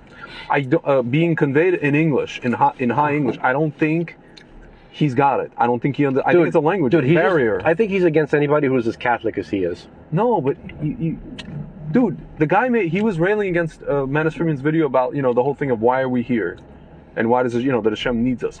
It's like, dude, why is it such a problem for him? Because is it a hashkafic? What is it? Schism, argument, machloket? I'll tell you what. Is it Litvak versus Hasidim? I'll tell you what I think it is. Okay. Not because I know Mizrahi that well, but because I can't imagine what else it could be. Like, I can't think of what else the motivation could be. Yeah. So, one of the principles of faith, the Rambam, is like God is perfect in his existence. Yeah. That's what he says. Mm-hmm. What does that mean? That means he doesn't need anybody's help existing. Yeah. In fact, everything else needs God's help to exist. God has to lend his perfection. Yeah. God's existence is perfect. That's what the Rambam says. Yeah. Okay? So basically, God is perfect. Yes. His existence is perfect, and he's reliant on nothing. Yeah. But that's not enough for God. Yeah. That's what he's saying. That's what Manus Friedman is saying. Yeah. All this perfection is not enough. Yeah. He wants a relationship. A relationship, he cannot manufacture that for himself because he wants a relationship with a willing participant. But how dare you? I think that's the issue. The taina. How dare we say that a perfect? Because that's what God said. Being where does that say that? No, I'm asking. Everywhere in the Torah. Okay. I am the Lord your God. Why is it so controversial? Listen. I am the Lord your God. Okay. He doesn't say I'm the Lord God. Yeah. He's saying I am yours. So why? You are mine and I am yours. Then either it's a hashkafic issue, or either again, he's just not understanding. Even if it says it in Hebrew, he's not understanding the abstract concept. So here's what it boils down to. He's just no. Obtuse. He's not obtuse. He's not obtuse. It triggered something, right? Okay. Where some people are uncomfortable with how close God wants to be with them. I don't know if Mizrahi is uncomfortable. No, I'm not saying this because there's anything wrong with him. Yeah. He's just not used to the idea. It comes as a shock to people. He's saying it's so much Yirah Shamayim that you have to be far away. That the infinite God, right, wants anything to do with you, right? We were brought up, to think as even, all of us Catholics. No, I get it. Listen what I'm saying. Listen what I'm saying. Yeah. All of us Catholics were brought up to believe that God is doing us a huge favor by even making us exist, and we should just constantly just crawl on our hands and knees because to thank him, but don't forget, he wants nothing to do with you. That's the thing. I don't think that I don't believe that Mizrahi believes that. You know why? Because of all the Hashkacha Prata stories that he said himself. That Hashem helped me here. I got the CD over here. I went to Toronto. I got a flight. And this and a miracle story. And the refuah of this person. And there, Shidduch. Greg, that's bullshit. I don't believe him. Stop it. It's not. You're not contradicting anything I said. Okay. when he's saying the Hashgacha Protis, it's like, I am such a nothing that look how amazing Hashem is for even thinking about me for 2 seconds. Do you understand the difference? Yeah. As opposed to like us being so self-centered to think that no, constantly. No, well, quote unquote self-centered. But here's the thing. Here's the thing. So I think it's a Hashgacha Wait a minute. approach. Yeah. You're like trying to bulldoze my whole fucking point. Shut the fuck up, man. All right. Sorry. Okay. There we go. I feel better. That's the real Mike Tyson fun. There we go. I got the leverage. Yeah. Actually, I can't get the leverage because I'm driving. Anyway. But if I had the leverage, Greg, pow, right to the moon. If only. All right. My grandmother had balls. Anyway. All right. For the folks at home, that's a Russian thing. And just don't pretend you didn't hear it. Yeah. Okay. There's no way to explain that. Okay? No, in Russian, my grandma balls from your grandfather. Okay, It's good. an American thing too. I mean, but okay. They've said that. Yeah. Okay, so basically, here's the thing. The most humble thing that's possible. This is I guess I'm trying to channel Manis Friedman, is to understand that yes, God is infinite and perfect and huge and everything and all that kind of stuff. All that stuff. Yes, it's all true, right? But at the same time, he's also communicating that that's not enough for him. Okay, and he wants a relationship with you. Yeah. So there's a reason why you may not. Oh shit! Oh, that car's moving. Yeah. You may not understand why, right? But God doesn't want a relationship with just something. Yeah. He created what he wants to have a relationship with, but that he created has to make a choice. Yeah. Okay? So there's something about you that you don't understand, right? That God doesn't offer an explanation for, that God loves and wants to have a relationship with. He just needs you to choose to want to have a relationship with that. That's what God wants, okay? So that's the humblest thing that a person could possibly think of. Understand, what is it that God wants? Yeah. What is going on here? Yeah. Do you understand? Like that's probably, if you think about it, it really makes sense, right? Yeah. If you're in this world, right? Okay, so you're given some information. All right, this is a creation of the Creator. Yeah. Okay, the Creator is infinitely higher than his creation, and he's absolutely incomprehensible. Okay, and he has, but he has no need for it at all. Listen. I'm being facetious now. Yeah. He doesn't need it. He doesn't want it. Everything should just be. He created this for nothing because he doesn't need it. Yeah. Think about it for a second. Yeah. Okay. So he created. So back to the seriousness for a second. He created this world, and he has a purpose for it. The purpose, he explained what the purpose is. He wants to have a relationship with you. The information as to why is not necessarily all available yet, or maybe most of it is not available. Yeah. Okay? But doesn't it make sense that when you hear that God, in order to create you, in order to maintain this existence that he created, he keeps creating it every second out of nothing. It's not like he created it once and then kind of let it go and it floated away and he forgot about it and he's working on another project. Yeah. No. The way he created this world is that he has to continually, consciously, omnisciently, right? Omniscient. Yeah. And omnipresently continue to create it all the time. Yeah. Right? That seems obsessive, wouldn't you say? Yeah. Yeah. Right? God is the most obsessive being ever. Even Mizrahi would not argue with you on that point, because that says that in the Ramchal. Yes, it's everything. He would not argue with you. Right. Okay. So hold on. Okay. So hold on. Yeah. So basically, what the problem is that so you need to understand that he needs you to have a willing relationship. This is something that God went. You can't say God went to a lot of trouble because there's no effort for God to do anything. It's not. Yeah. It's not about effort. Yeah. But it's about something that he wants. He has a want. Yeah. Okay, so perhaps it's a nuance. Like he doesn't actually need, but he wants. Yeah. But that want is the most important thing to him. I think that's the problem. Again, I think it's really a language issue. Or again, it sounds to me like it's a hashkafa. I've heard other people argue about this hashkafically without language problems. I know. And if it's a hashkafa difference, then instead of personally attacking Rav Manis, he should go and talk to him about this, because it seems to me like a sort of a Litvak, or maybe even like Sephardi yeshivish versus Lubavitch. I don't know. No. So the idea is like, You know what I'm saying? The idea is like this. Hasidus. Right. So Mizrahi is in Gullus mentality. Yeah. And Friedman is trying to move into Geula mentality. Yeah. So Gullus mentality is this: we can't tell people the truth. Yeah. We can't tell them the truth because it's going to go to their head, and bad things will result of it because they're going to misunderstand it, and it's going to become abused. Yeah. Okay? If you're going to teach a kid that God needs you and wants you, then the kid's going to become arrogant, gaiva. Oh, God needs me and wants me. He's going to have right? delusions of grandeur. Delusions of grandeur, and everything's going to fall apart. Yeah. You know, cats are going to be with dogs. Yeah. Frogs are going to rain from the and the seas will boil. Well, clearly you see it's Right. you know. No, but that's.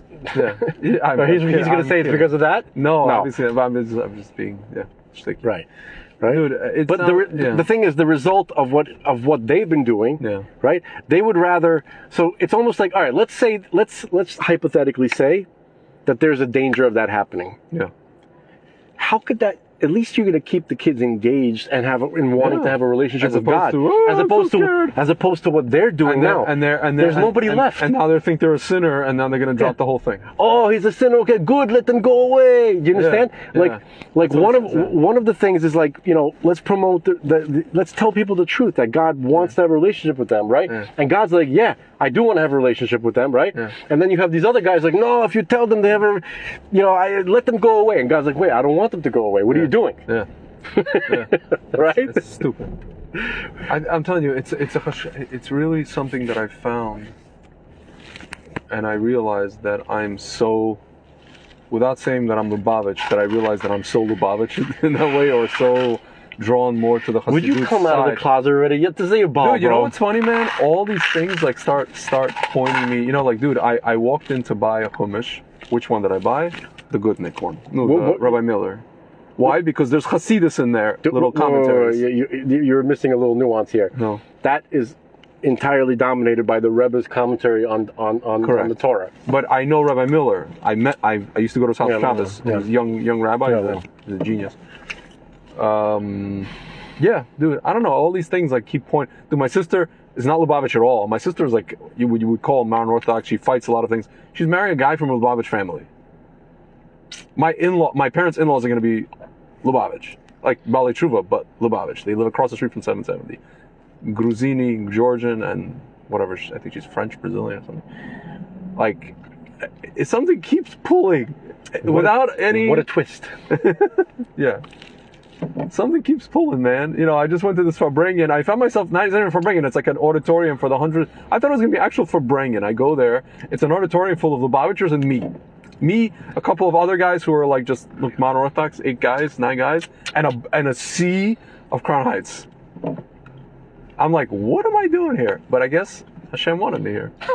I guess, and then you have that, and then there's that. Clearly, I'm not drawn to that, or I was at one point in my life. You're not drawn to that? You should have that checked out. As many current Lubavitchers probably were before they became what they are today. You're supposed to be drawn to that, so you need to go get that checked out. No, like not dafka that, but something a little nicer looking than that. Whatever. So it's not good enough, is what you're saying. It's not good enough. Just like for Hashem, it's not good enough. He needs the relationship. I need, something. You have to beautify the mitzvah. You can't just... Anyway. Okay. All right, so... it's just odd. I don't know why he wouldn't confront. Just be like, "Can I talk to you?" If you were told, he has access to him. It's not like why does he need to lashon hara the guy? It's first of all, imagine this. Stupid. Imagine this. You were told, right? You were raised. Say you're nothing. The Hashem did everything. This is you. This bad, and you're nothing. And Hashem is still nice to you. Isn't He nice for being? Look how nice He is for being nice to a piece of shit like you. And you still.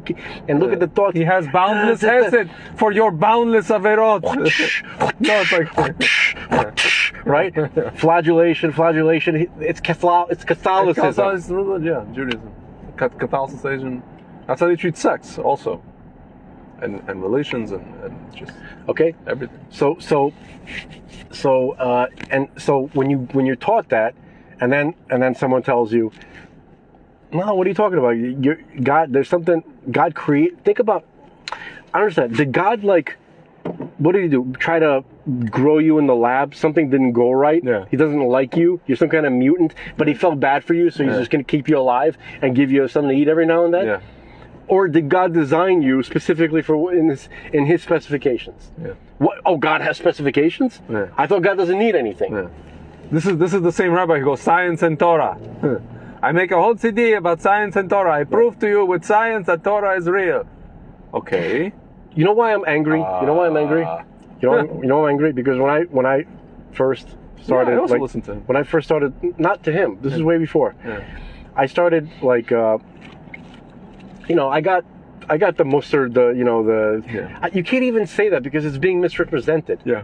Okay, we got something messed up, something not entirely Jewish, being thrown at us as Judaism. Yeah. Okay. Yeah. Because of God. and it's really Catholicism that was throwing at us, and they're not. They don't realize they're doing it. Yeah. Well, they lived in Europe, man. What do you want? Okay.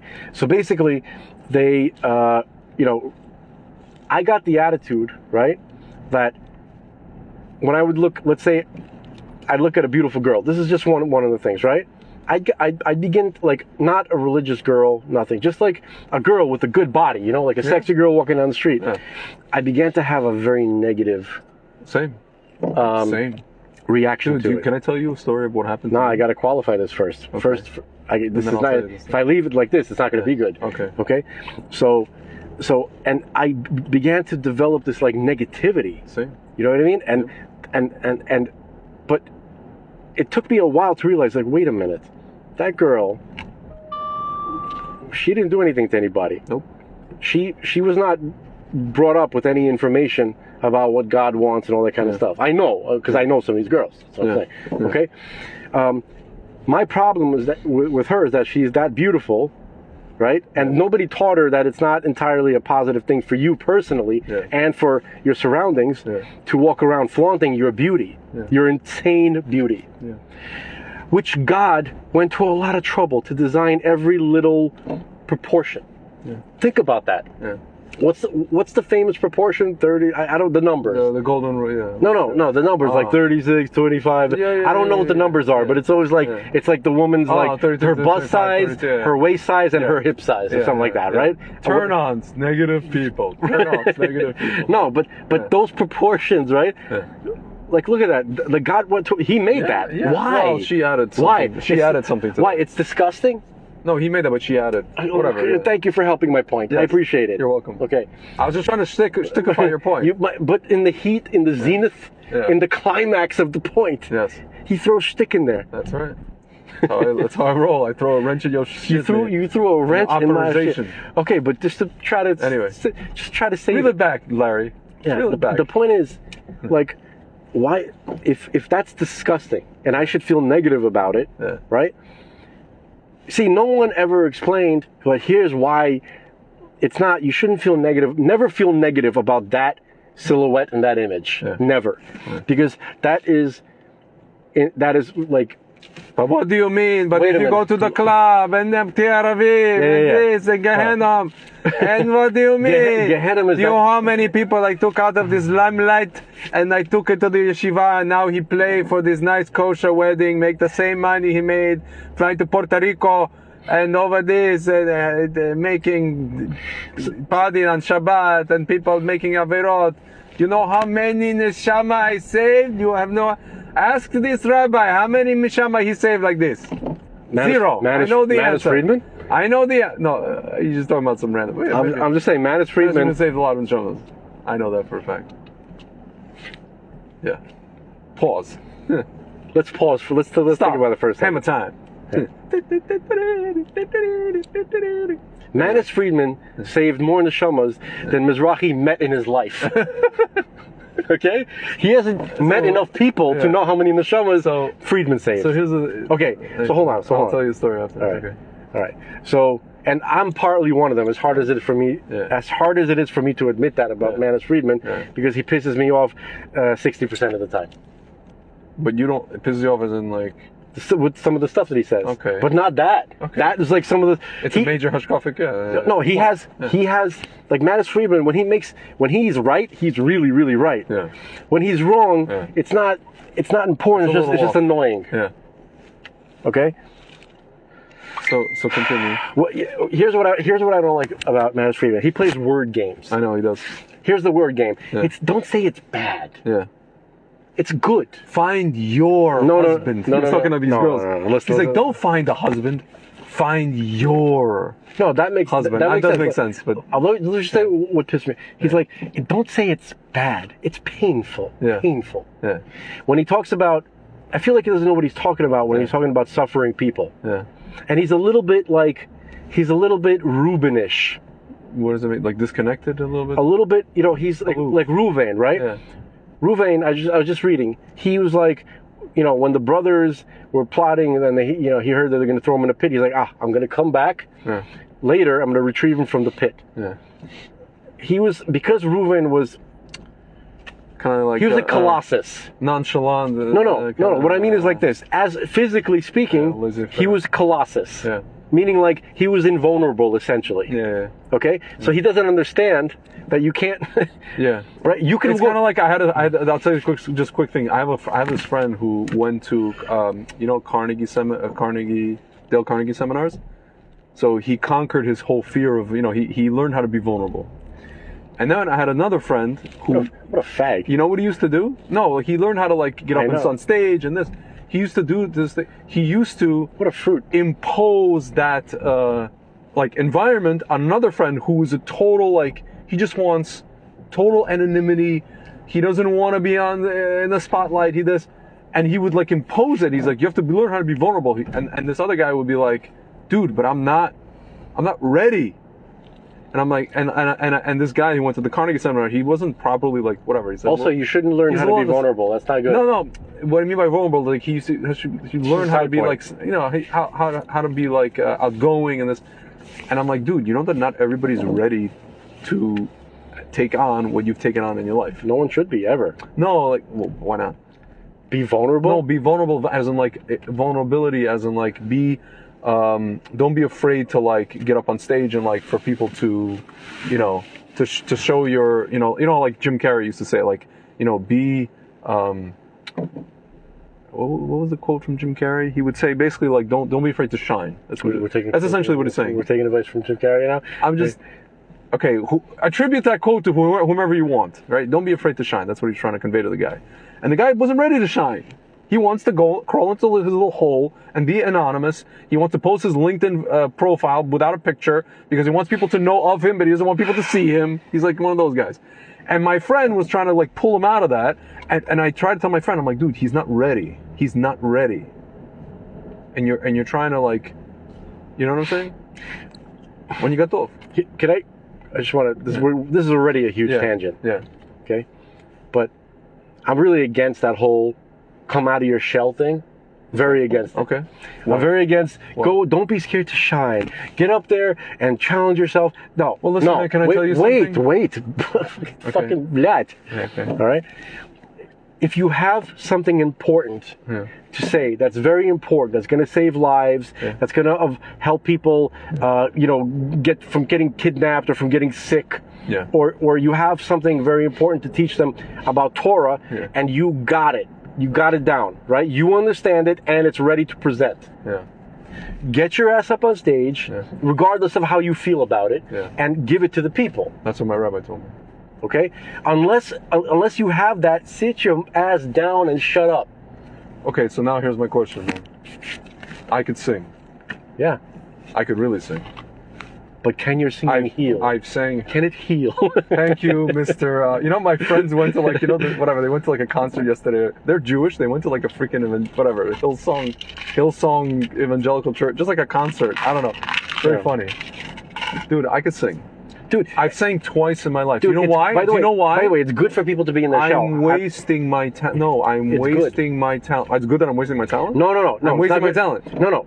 It's not good. I can do comedy, but I can't do comedy in this environment. You're not wasting your talent. You're still a young guy. You still have an opportunity to use your talent. But hold on a second. In the words of Bronx Tale, the saddest thing in life is wasting talent, Colangelo.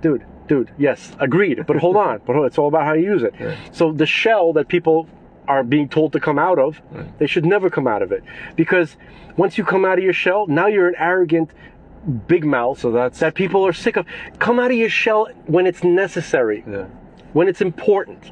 Okay? Get up there. So here's now the question, what defines important? Life-saving, saving life, really important So stuff like now, that. here's my question. What about, I'll give you this setup scenario. A person with talent gets up there, does whatever it is that they do. Yeah. Let's say, even if it's something clean, doesn't have to be anything nasty or whatever, makes a lot of money and does incredible hesed with that money. Incredible builds, I don't know, a shul with that money, whatever it is. Okay. Yeah. So that's what I'm saying, man. Like in my case, even if you're talking about like corny ass Jewish music, which I would never do. But most people do that because they like hamming it up. I know they do. That's what I'm saying. This is something I explained. I argue with like from my father all the time because my father doesn't have that feel like I do. My father thinks I'm him because we're alike. We kind of looked alike when I looked like him when he was younger. And we're both into like sport. He thinks I'm him. He's like, I don't understand why it's so scary to get on stage because it's fucking scary. Pardon my language. You want to hear something spooky? Yeah. Me and my dad have the same scars. In terms of? We got the same scars, physical scars. We got the scars in the same places on our body. That's crazy. All right, continue. Yeah. No, but he thinks I'm him. He thinks I'm like his replica. He always thought that until a certain point. Yeah. And then it took him a while to realize I'm not. Okay. And I don't understand. He's like, I don't get it. What? I just sing. Just get up. You look at you, man. You have to get up there and sing. It's like, he says, it's like Eddie Murphy. Just sing, you man. Get all the, what's it called? Right. Just sing until you get all the P-U-S, whatever. The bus boys, they begin. Hey, they really, the fish stop swimming. Yeah. No, so when they come to town, the fish stop swimming. It's like this whole thing my entire life. But then I have this inkling, this nagging little gremlin inside of me that's like, yeah, you are wasting that stuff, man. So now I have to go and figure out how to do it. First of all, how to do it in a way that I don't want to be involved with these crazy pedophiles and these crazy Hollyweird and this crazy, Simon Schmowell and all these freaking people. I really, and it's funny because I called it. I was saying this already 10 years ago or even 20 years ago. I was like, I don't understand. Look, there's normal people in that industry. Yeah, really? Have you met them? Have you seen them? And look around you now. They're a bunch of wackadoodles. It's a sea of wackadoodles. I'm going to be part of that. Can I tell you? I met some artists that are semi-healthy, like mentally. Like really famous people. Some of them are. Really okay. Yeah, but you see the famousness. They're ostracized now. Well, but hold on. The famousness is incidental. Okay. It's peripheral. Okay. The fact that they got famous is a side point. We're talking about people who couldn't not get famous. They were so good. No, that's not what I'm saying. People who couldn't not do what they're doing, meaning like they didn't have a choice. Whether they would have been poor or rich, successful or not successful, they still would have done the same. They would have. They can't not. It's like the Gingy guy. What's his name? The one that sang in the malls. What was his name? The little short guy. He looks like a hobbit. Whoever. He's famous now. Right. You don't. British guy. Right. You don't go to. Which were you talking about? The little. He's a famous singer now. Little short gingy guy. He used to sing in malls for like years and years, and he became famous. Whatever. He looks like a hobbit. He hosted SNL once. I have no idea what you're talking about. Whatever. Is this something new? Something after? He's like the for sure. You don't know. Yeah. He's what the hell's his name? Gingy singer. Yeah, I'm telling you, if I do Gingy singer, you'll get. You got Ralph Mouth from Happy Days. No, tell his freaking name. Oh, for crying out loud! Are you kidding me? The girls here are annoying. They're annoyingly beautiful. It's like what the hell? Here, famous. No, come on. Ginger singers. No. Oh my God! For real? This guy's like the most famous. Oh, this guy. No. I have no idea what that is. No. Ed Sheeran. Oh my God. Oh, I never heard of him. Okay, so Ed Sheeran, it's like Ed Sheeran. The guy had nothing. He was in a mall and then he got discovered. Okay, so there's a guy with red hair 5 feet tall that I didn't know about who got discovered. Okay, fine. Yeah. I'll take your word for it. Yeah. But so I'm sure you've heard of people who they want to go to school to become writers. Yeah. You don't go to school to become a writer. No. Writers, the famous writers, they wrote because they could not There's write. Nothing else. Yeah. They couldn't. Yeah. They were obsessed. They were like compulsive. Yeah. Okay, so it didn't matter to them what was happened to them. They couldn't control it. Yeah. So a lot of those people, they end up being okay, semi. Yeah. Well, first of all, they were never totally okay. Yeah. But they were alcoholics. I'm poor for a while. Yeah, no, just a little. No, just like autistic or crazy. No, yeah. who was the guy Bukowski? He was like he worked in a post office until he became famous like at 50. I know he was already like nearly a homeless, bar homeless drunk. and almost dead. Barfly. The movie Barfly was with the Mickey Rourke. That's Bukowski. Yeah. So it's like, yeah. Disgusting movie. I don't know, man. It harmed me. It harmed my consciousness to watch that movie. Yeah. But anyway, so the point is that the people who do that, they're compulsive. They can't not do it, right? Yeah. Those are the people you want to be in those fields. Yeah. All right? If you're trying to kind of not force, but you want to be something like that because it's because you sort of romanticized story. Not at all. I have a friend who was like that. Yeah. Not you, dude. I'm just saying in general, right? Yeah. A lot. That's what most people are like, though. I know. They're like, most people want to learn the piano because they saw, what's his name, Jeffrey Rush. Yeah. You know that. Whatever, Mozart and David Gottfried. Whatever. Famous piano player who was a little bit autistic. Yeah, there's a lot of those guys. Right. Yevgeny Kissin is like Russian Jewish guy. He's a famous concert pianist. Whatever. Right. When I hear what's his name, Vladimir Horowitz. Okay. They call him the god of piano. Okay. Right. I was like, oh, damn it. Yeah. Damn it. Yeah. You know what I mean? Like, I want to be that guy. Yeah. But I know I can't be that guy. Like, it's just like only when I listen to him, it's like it's like pretending like you're a Superman or something like that. Yeah. Okay, so that's where most people are. But then you have people who literally, they can't not do it. Yeah. So let those people get involved in those professions. Yeah. Okay, find whatever that is for you. If everybody did that, ideally, right? Yeah. Everybody has something like that. If they just did that, well, it'd be good. It'd be a good place. It'd be a better place to live. The world, I mean. See, I wanted to quickly, dude. What happened to me when I started doing the whole Torah thing? I remember distinctly. I think I told you this. I used to go to these, the Torah classes Thursday nights. Yeah. And in the beginning, what would happen was I used to go to the classes and I would contact my friends, who all used to go to like a place called Cielo with me. We all used to go to get together, and I'd say, "Oh, what's popping? Let's go." Yalla. Okay. 1 month goes by, 2 months go by, everything's fine, and then at some point, and I think it happened right when I started doing they had us do the Shabbats in like Muncie and Or Sameach or something like that. And I remember, I think it was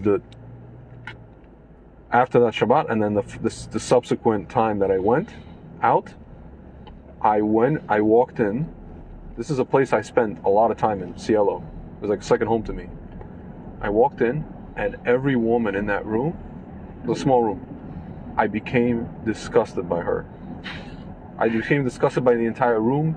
I became disgusted by going forward. I became disgusted by anything that even resembled that, including, I went to Warrington Music Conference with my friends right here.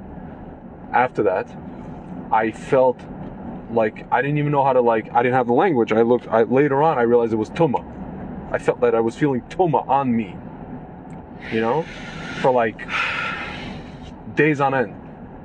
And I started to develop this thing of kind of negativity towards a lot of what I was seeing in the world. That's how we got into this conversation. Yeah. I was, man, I was just I withdrew completely. I was it was crazy actually. I was dating this girl in Israel at the time, and I think a lot of it was kind of the fact that we got together was on the one hand I was actually even trying to, it sucks to say, I was almost trying to use her to stop myself from just use her as a person I just be in a steady relationship with. Yeah. Not necessarily because I'm super into her or whatever it is, just to stop myself from doing what I'm not supposed to be doing. What I didn't realize later on, I realized I was stupid because I could have met, someone that I actually like in the process had I not withdrawn so much completely. Again, I didn't know what to do with myself after that. I was just okay, well, so if 95% of the dating, the Jewish dating world, even the girls that I met off of, like, let's say J-Date or wherever I met them, are the same as the girls I see in the clubs. They are the same. They were the same, sort of. Then what am I left with? I'm not Orthodox guy, but I should be, maybe. At the time, I was just like, I don't know what to do myself. How do I even begin? I was 29 years old, 28 years old. Where do I begin? How do I begin? Where do I find a good girl? What am I supposed? I didn't know what the heck to do. Yeah. I know, I was grasping at straws. And then it was like, okay, maybe I should go to yeshiva, this. It was this whole process. But like, dude, for a while, I was just like, totally, I was not feeling the world at all.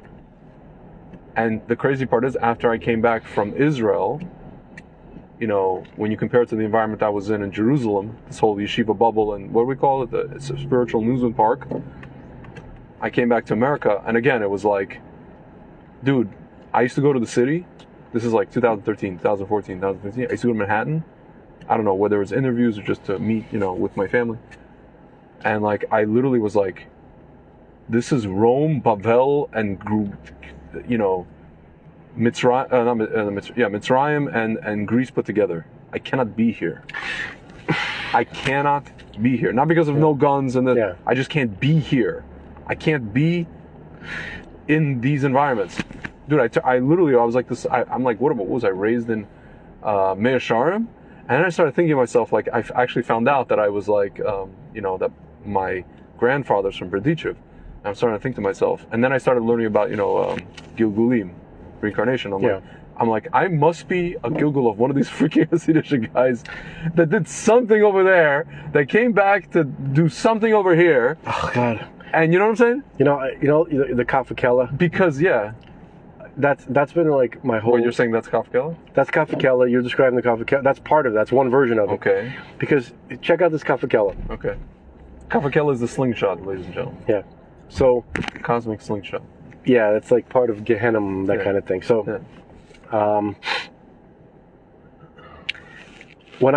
when you first get introduced to the idea of Tuma, right? Negativity, impurity, Darkness, right? Right. And the way it's described to you, most of the people who are trying to teach you about it, they don't know what it is themselves. Okay? Because they've never seen... Yeah. Well, hold on. Well, this is just my opinion. Yeah. They would point to say, oh, look at that girl walking down the street. That's impure. That's impure. Okay, so yes, they are right, but they don't know why they're right. They don't know why they're right. They never felt it. Right. They've never been on Allenby Street in Tel Aviv and then gone away from Allenby and felt the difference. No. Have you been on Allenby Street in Tel Aviv? I've been. Have you been on Allenby and then not been on Allenby? Have you been on that street where all the strip clubs are and all the Eritreans and all the Ethiopians and then not been on that street? Have you gone through the street and then got out of the street? We're talking about different things. And felt the difference between being there or not? We're talking about different things. Okay. You're talking about the negativity emitting from institutions of darkness. No, energetics. Well, there's energy going on that. I gave the example I was saying. Look at that pretty girl with a tight dress on. Okay, just You're talking about an idea. Yeah. No, I'm talking about yeah. Okay, so generally they would say, they would be negativity thrown at her or attached to her, and they would be right, but they don't know why. Yeah. Let me explain what I mean. Yeah. When they see her, they feel negative feelings, but they don't feel tuma. Yeah. They feel jealousy and frustration. Yeah. When they encounter something that's way more beautiful than them, they want it, they can't have it, and then they start to see themselves, and when they do a comparison, they say, I'm nowhere near as beautiful as that, or I'm not a match for it. If you're a girl, then you feel you're not as beautiful. Well, if you're a guy, you're not a match for it. Well, you see now what goes on in the firm world. These girls are basically now matching those other girls. That's in a way, in their own. Just before you Farrakhan me, just give me I'm not Farrakhan. I need a 30-second time clock before getting Farrakhan. If anything, I'm upset about it. No, so hang on. Okay. I'm speaking like as a concept. Gotcha. Okay, so so when people see that and they experience that, they call that tuma. It feels negative. It doesn't feel good. So when they see something, they don't know what they're feeling, and it's not tuma. Yeah. Tuma is this. Here's what I discovered tuma is. It's a disappointment that the situation that you're in has such a flimsy potential for passion? Let me explain to you what I know that sounds crazy. Yeah. Let's take the guys, we talked about Shvatim, right? Mm-hmm. Let's take Yosef, the handsomest man who ever lived, apparently. Okay? Yeah. I don't know why that's the case. Yosef is the handsomest man who ever lived, and yet he looked exactly like Yaakov. Yeah. Well, how come Yaakov's not the handsomest guy who ever lived, right? Anyway, whatever. Yeah. So Yosef, most known for his handsomeness. Okay, whatever. All right. So maybe it's an energy more so than. I think it's just because like he was admired by all the Egyptian broads. He was the youngest, and the Egyptian broads never saw him. And I like the way you explained. Eshet Patifera, right? Oh, and she's People magazine's times 1,000. Yeah. Yeah. Most hottest, whatever they tell you, most hottest chick. Right. 1,000. Why was that such an issue for Yosef? Very good example. Yeah. Because there was such a strong potential. Yeah. Dude, Yosef had the power to literally elevate the majority of the sparks that fell into this universe. Yeah. That's how powerful he was. Yeah. That's what he was all about. So was Shlomo Melech and all these guys were, okay? Yeah. When he saw Eshet Patifera, she had so many sparks, right? That it was the potential for the ultimate passionate experience with her in the holy... Goonies potential. In the holy way. Yeah. Was so insanely strong that he was in serious danger. Yeah. If Yosef would go to a club, he wouldn't be in any danger at all because he would be very disappointed. He would be like this, guys. Why are you here? Yeah. Like, do you think that you're going to have wonderful, passionate experiences with these women? Yeah. Guys, you don't understand. This is going to be a weak experience. Yeah. You think what you think is going to be the most intense, and it's actually true. It's going to be the flimsiest. It's going to be disappointing. Yeah. Yep. That's what Tuma is. Yeah. Tuma is something that's disappointing. And I can tell that's masquerading as something that promises to be passionate. Because full disclosure for the audience, I've done stuff. What I would normally do as a secular guy, I've done it as now a frum guy, and it's a letdown afterwards. It's really a letdown. Tuma is about it. It's a letdown. Even with somebody, yeah, I know. It's even with somebody that I was like dating. It wasn't just like one night it was like dating them. I had a connection with them, but it was anything that was done before any kind of kiddushin. Yeah, there was an emptiness afterwards.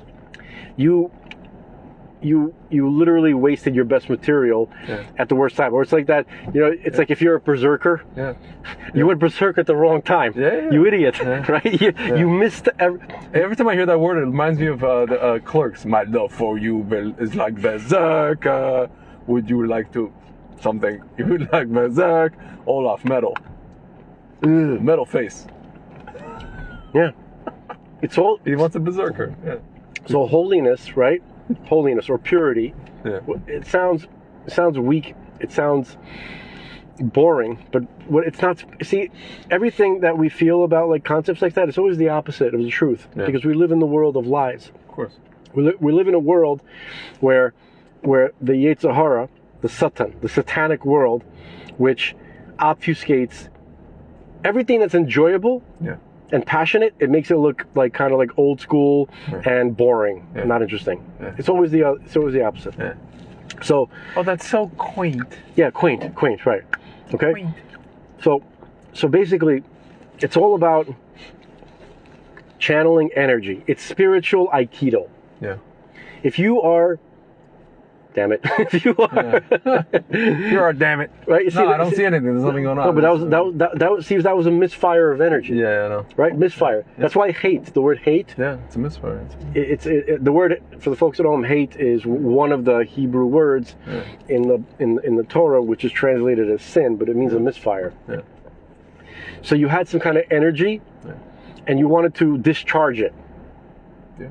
But it has to be.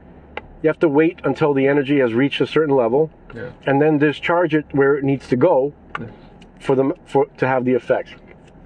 When you waste the energy, right, you miss the experience. Yeah. You didn't have the experience. You missed it. Yeah. You missed the boat. Sure. So basically, you know how like a lot of feminazis, they hate They despise. I mean, like women, WMYN from PCU. Yes. The movie? Yes. Oh man, is that an accident, dude? I don't know. Yeah, I've seen so many today. Yeah, people don't know how to drive. More Anyway. than usual. So you're saying about if you're a feminazi? If you're a feminazi, you hate the whole thing about Tahara Tamashpacha. Yeah. You hate it. Yeah. You hate the fact that women, The laws of family the purity. laws of family purity. You hate the fact that women who are in a menstrual cycle, right, are called impure. Yeah. Oh, it's so disgusting. How dare you? Right, they're punished. It's kind of like my friend. He's a Cohen. He went out with this girl, and he didn't want to. Basically they got really hot and heavy for like a month, and then he was like, I don't know what to do. Should I ask her? Should I do some research? If he found out she was with a non-Jew in high school, and that's it. You know, she's like what do they call Allah, whatever it is. And I'm sorry, yeah. but the moment you said hot and heavy, I couldn't hear anything else you were saying. I hate that expression. I know. I'm just saying it wasn't even hot and heavy. It was just they just that expression is a misfire. They kissed. I don't know. Whatever. They didn't have. But it's like and then she's like, oh no, he just literally told her I can't be with you. Yeah. Because you were with a non. And she got so upset at him. I feel so disgusting. I feel used. I feel abused. I feel this. I can't be with you because why? Because he's a Cohen. Yeah. And she had relations with a non-Jewish guy when she was a senior in high schoal. So is that really halakha? A Cohen is to halakha. A Cohen is not allowed to be with a girl who was with a non-Jew. You don't know? Good. No, You know what I realized? I'm not a Cohen, but I have a lot of friends who are Kohanim. And I realized people, even Jewish frum girls, have no clue about Kohen halachot. I never heard that one specifically. The only reason I know so much about Kohanim halachot, even though I'm not a Kohen, I have like 3 or 4 friends who are Kohanim, and they keep running into the same issues dating. You know, whether they date a Baal Tshuva or you know, they meet a girl who's awesome, but she can't marry a divorcee. Dude, that's awesome. Yeah. That halakha. Oh, divorcee, yeah. No, Yeah. what if it's somebody who's awesome, doesn't have any kids, who's just perfect for you, and she's divorcee? You can't. Right. It sucks. That's not awesome. It sucks. No, it's awesome. Why is it awesome? Certain things are awesome on different levels. Okay. That's not a perceivable one. Yeah. But the point is like this. Wait, did you finish? No, I'm not. So what I was gonna say was, so this girl was like, and turned out she was a leftist, so we understand. Oh, good. But like, she was like, I feel disgusting, I feel abused, I feel dirty. She felt dirty. And he was trying to tell her, like, she dirtied herself. She doesn't have a concept. This girl, she just started kind of like learning Torah and started, didn't really. She doesn't have a concept of like that. There's halachas for certain things.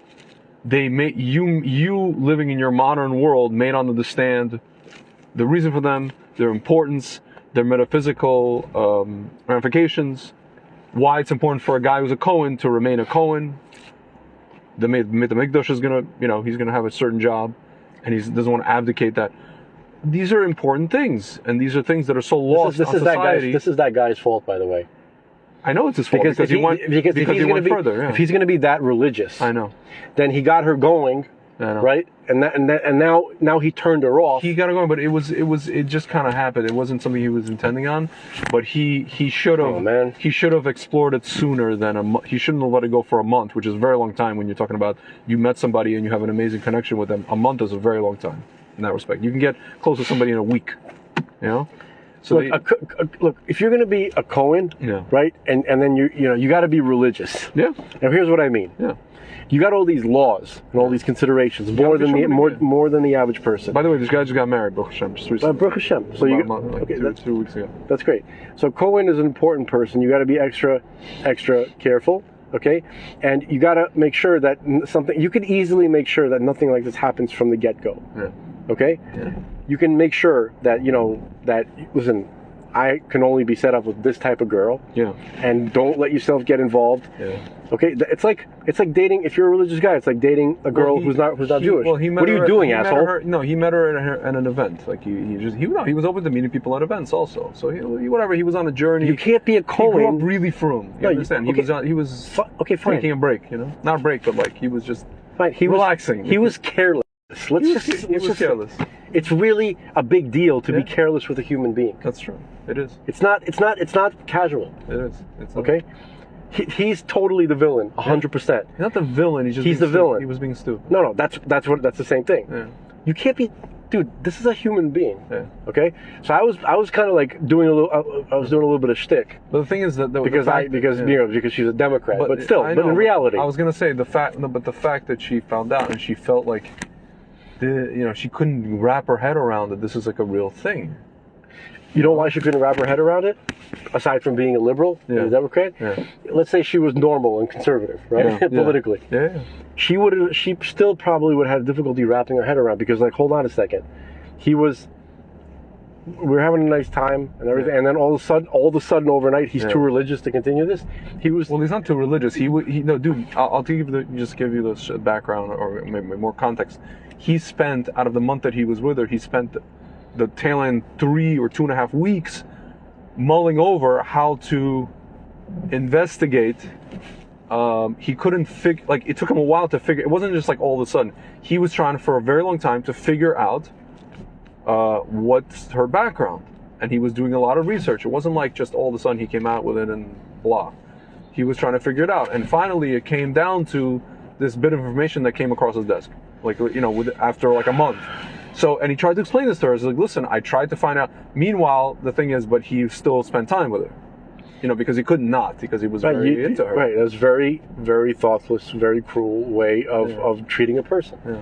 Because if that's how important it is, then you have to, first of all, you have to understand that if you're dealing with a person nowadays, the odds are she's someone like that. The odds are, it's just someone like that, the odds are she's going to be upset. Right. And she's a woman, ultimately. Yes. She'll be upset. And as my mom says, no, это же женщины. When I tell her about Lashon Hara, these women, it's all women. I'm like, no, not all women. Right. Ты никогда не женишься так. You're never going to get married like this. So hold on a second. These are real people, real situations. It's not a movie. Hold on a second. Whoa. We went far. Yeah. Here's my point. I had a point. Yeah. The point was that what is purity and impurity, right? Why do feminazis get upset about the laws of ritual purity, of women going to the mikvah when they have their menstrual cycle? Yeah. Why is that considered impure? Yeah. They don't even bother to find out. They just automatically assume, oh, you just don't like us because we're icky, and female stuff is icky to you because you're that's what whatever, okay? Yeah. Has nothing to do with that whatsoever. Yeah. Here's what it is. It is a acknowledgement of a missed opportunity, of a massive missed opportunity. Yeah. Do you know what I mean? Yeah. So, if you explore how, God does this dance with the partsufim, right? Yeah. With Zeranpin and Nukva, right? And the unifications and the things that we're always trying to emulate that. Yeah. Okay? When we don't succeed at emulating that or whatever, right? So what happened? We didn't succeed. We didn't produce. Yeah. We didn't have the full experience. Yeah. There was a missed opportunity. So it's not a punishment. A woman is not being punished. Yeah. No one's being punished. It's an acknowledgement that the potential that was there was not actualized. Yeah. A child was not conceived. Yeah. Okay? So I'm speaking, this is like ideally, do you understand? This is the basic concept. Yeah. Stop going crazy thinking, well, what happens if the lady, she has an issue getting, fertile? Stop it. Yeah. We're talking about the general idea. Yeah. Okay, every special circumstance has its reasons too, but we have to start with the general idea. Yeah. General idea is there was a missed opportunity. By the way, guys have to go to it is recommended for them to go to the mikvah. Yeah. I do. Dude, I remember when I started going to the mikvah, there was used to be close with this one, actually legit mikubal from Israel, who lived in New York area, let's say. And I started going to mikvah like once a week. And I remember I came up to this one kind of really frum guy, Russian guy that is a friend of the family, whatever. And I told him that I go to mikvah. He's like, why? I'm like, because it's good to go to mikvah, even for men. I don't know, before Hagim. And he's like, not, and he and I noticed I started talking to a few of these kind of guys who they went to, some of them, even 20 years ago, Russian guys, who became frum in high school and they went to YU, these kind of guys, very landis guys, but they're some of them are very frum, quote unquote frum. Yeah. When I mention these things, they just break out into hives. And I'm just like, am I a crazy? Again, I go back to the question from before. Am I a crazy Baal Tshuva? No. Is it just me? No. Am I a weirdo? Here's what happens. Okay. It's that whole thing like It becomes real. like, wait a minute, I wasn't initiated into this level. There must be something wrong with it. Because you have to wonder, why was I not given this information? Why would they not? Right. I wasn't given this information, so they have to go either like this. Either They have to look at me and say, No. They have to think about themselves and say, wait a minute, either either I'm not worthy, insufficient, or that thing is stupid. Or that thing is stupid, and this guy who's doing that, who's this newly minted Baal Most Tshuva, people are going to go, that thing is stupid. Yeah. Right. Yeah. Most things are going to go, if I didn't hear about it. It's almost like sour grapes. It's like, I didn't want that anyway. Right. I'm not going to compare like the Rambam situation thing to it, but people say Rambam wasn't initiated into, he knew a lot. Dude, the guy was a Mikubal. No, the Rambam was not a Mikubal. Really? I thought he was. He knew a lot of Kabbalistic information. And the subject matter which he wrote about, which is Kabbalistic I'm saying in if he nature. was alive today, people would go to him for like stuff. There's a difference. I'm saying. Okay. He was the greatest legal scholar of his time for sure. Yeah. He had tremendous insight into spirituality. Yeah. No question. He had tremendous knowledge, a lot of which is Kabbalistic. Yeah. But he was not a Mikubal. What's a Mikubal? It's a complete transmission of the Kabbalistic tradition, which was not available to everyone. Yeah. Like the Ramban received it directly. Yeah. Okay? The Rambam didn't for whatever reason. Yeah. The Arizal actually gives his reason for why. Because he was from the left column, from the grand soul of Adam and all that kind of stuff. Okay? So his soul wasn't drawn to it, and it wasn't necessary for him. Yeah. And obviously he did quite well without it. Yeah, sure. Okay? So the point is that it shows you that it's not, if you're not a Mikubal, that doesn't mean there's anything wrong with you, and you're a completely good person, and you're doing Torah and mitzvahs, and you're fine. Nobody has to be a Mikubal, but yet there have to be Mikubalim. There have to be, because they contain. All the 36 are Mikubalim, right? Yes. Yeah. Okay. So the Mikubalim, they have all the. There's a lot of guys. This is the true secrets of the universe. You know what I mean? They really control. Somebody has to be the guardian of that information. It's not for everybody. Yeah. Okay. So, but you can move worlds with that stuff. Yeah, the Rambam had a tremendous amount of it, but it wasn't like the complete transmission. Right. Okay. So, like for instance, Mori Nevuchim. Yeah. Right. The guide for perplexed. Yeah. It is considered. Yeah. It wasn't meant to be a Kabbalistic book. Yeah. But it was written full of Kabbalistic concepts. It's full of Kabbalistic concepts, and it seems to have been written with Ruach Kodesh. By the way, there's all of this math. For sure. It's incredible. Yeah. Okay. But that's not a widely taught idea. That's a niche idea. Yeah. Okay. Only a Mikubal could understand that the Rambam was being Kabbalistic without realizing it, perhaps. Yeah. Do you understand? Like he wasn't. He would. If you asked him, "Are you being Kabbalistic?" No. Yeah, I'm a rationalist. He was, but he just. You know what I mean? Like anyway. So I don't know how we got on this, but the point is, missed opportunity. We're talking about the mikvah thing and this. Yeah. And men go to the mikvah. So impurity equals acknowledgement of unfulfilled potential. Yeah. Let's say that again. Yeah. Impurity, the Jewish idea of impurity, right? Yeah. This whole thing about ritual impurity. Yeah. It's an acknowledgement of unfulfilled potential. Yeah. It's not dirty. Yeah. It's not negative. It's about consciousness. So here's my question now to you. What do you think? I guess I kind of know the answer, because it's a thing that happens to a lot of Baal Tshuva guys and girls also, but mostly guys, where kind of things just level out. Like right now, I'm driving with you.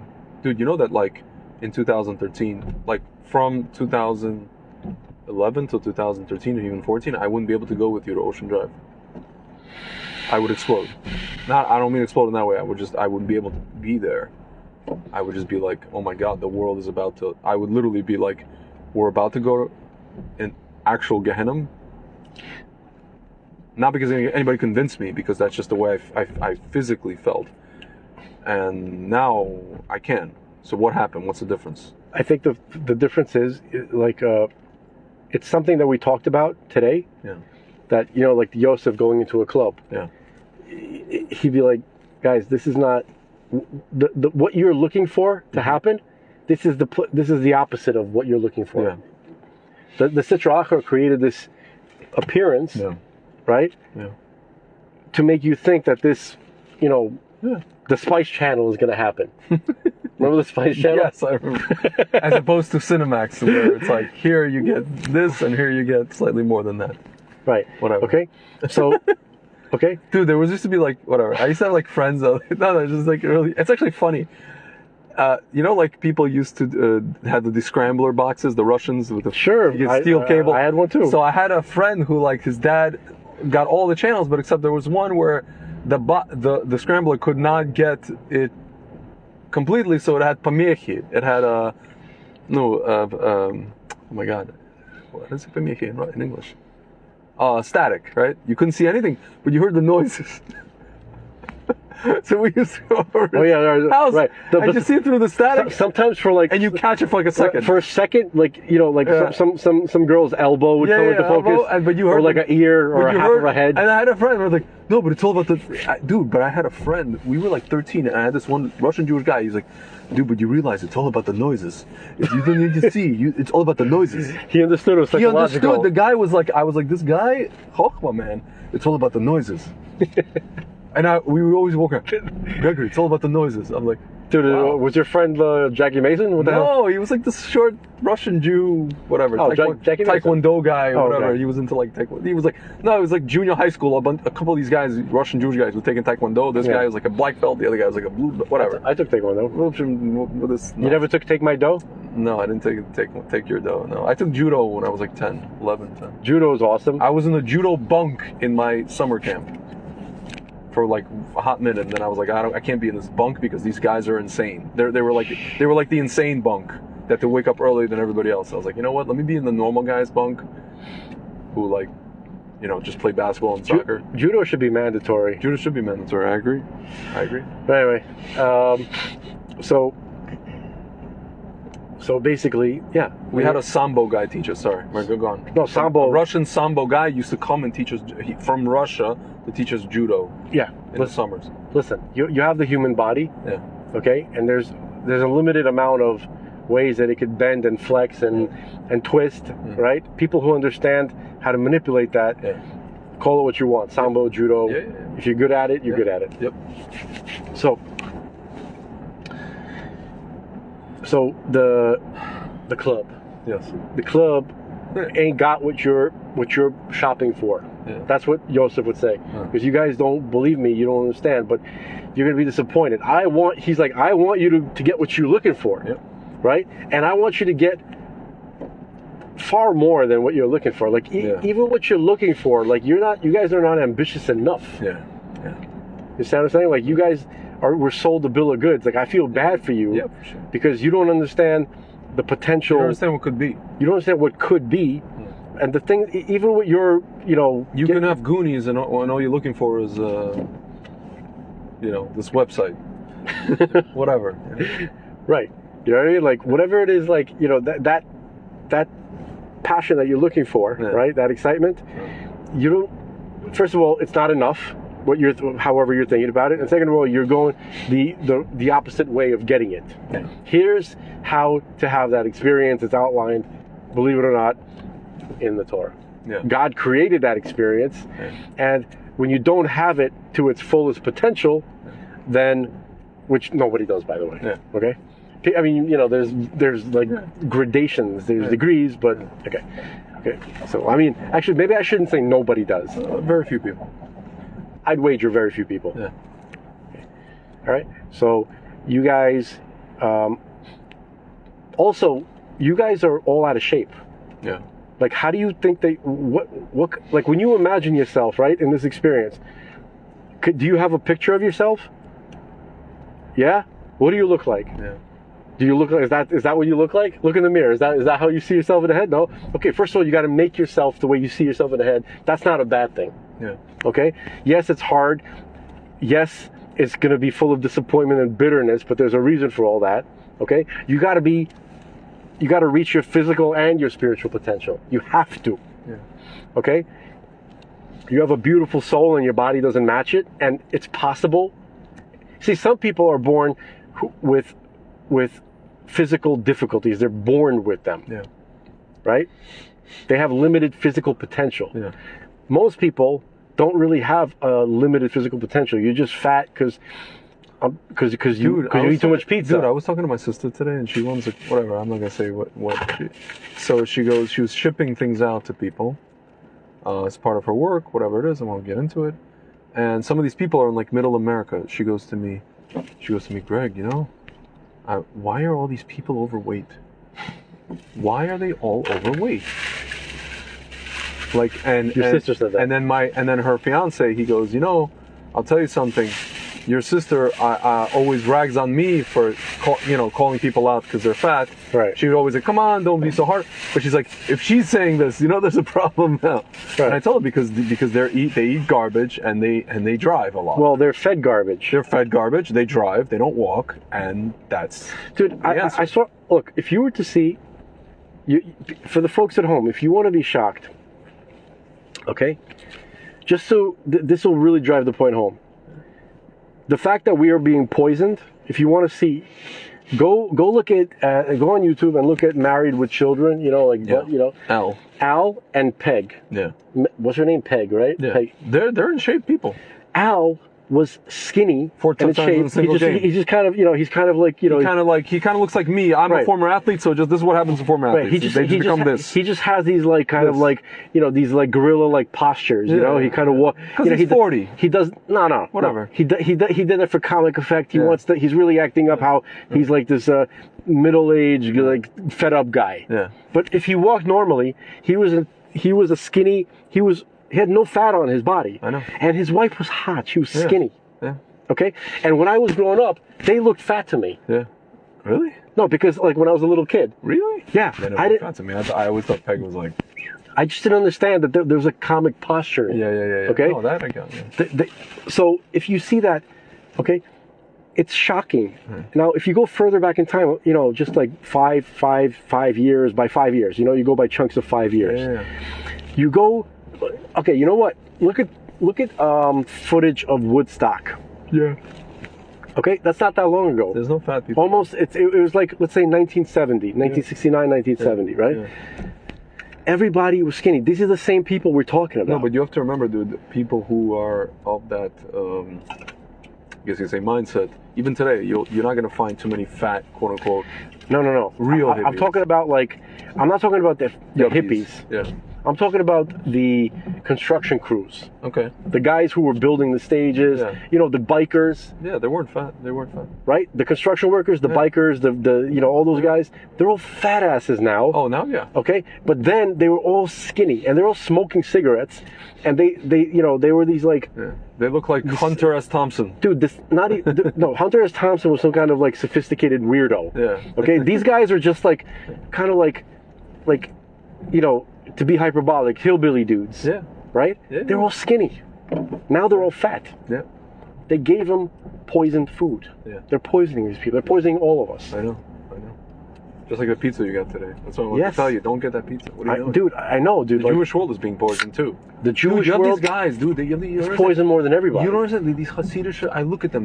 I call them Amazon basement creatures. They're like they work in Amazon companies in the basement of a house in Muncie somewhere, or wherever.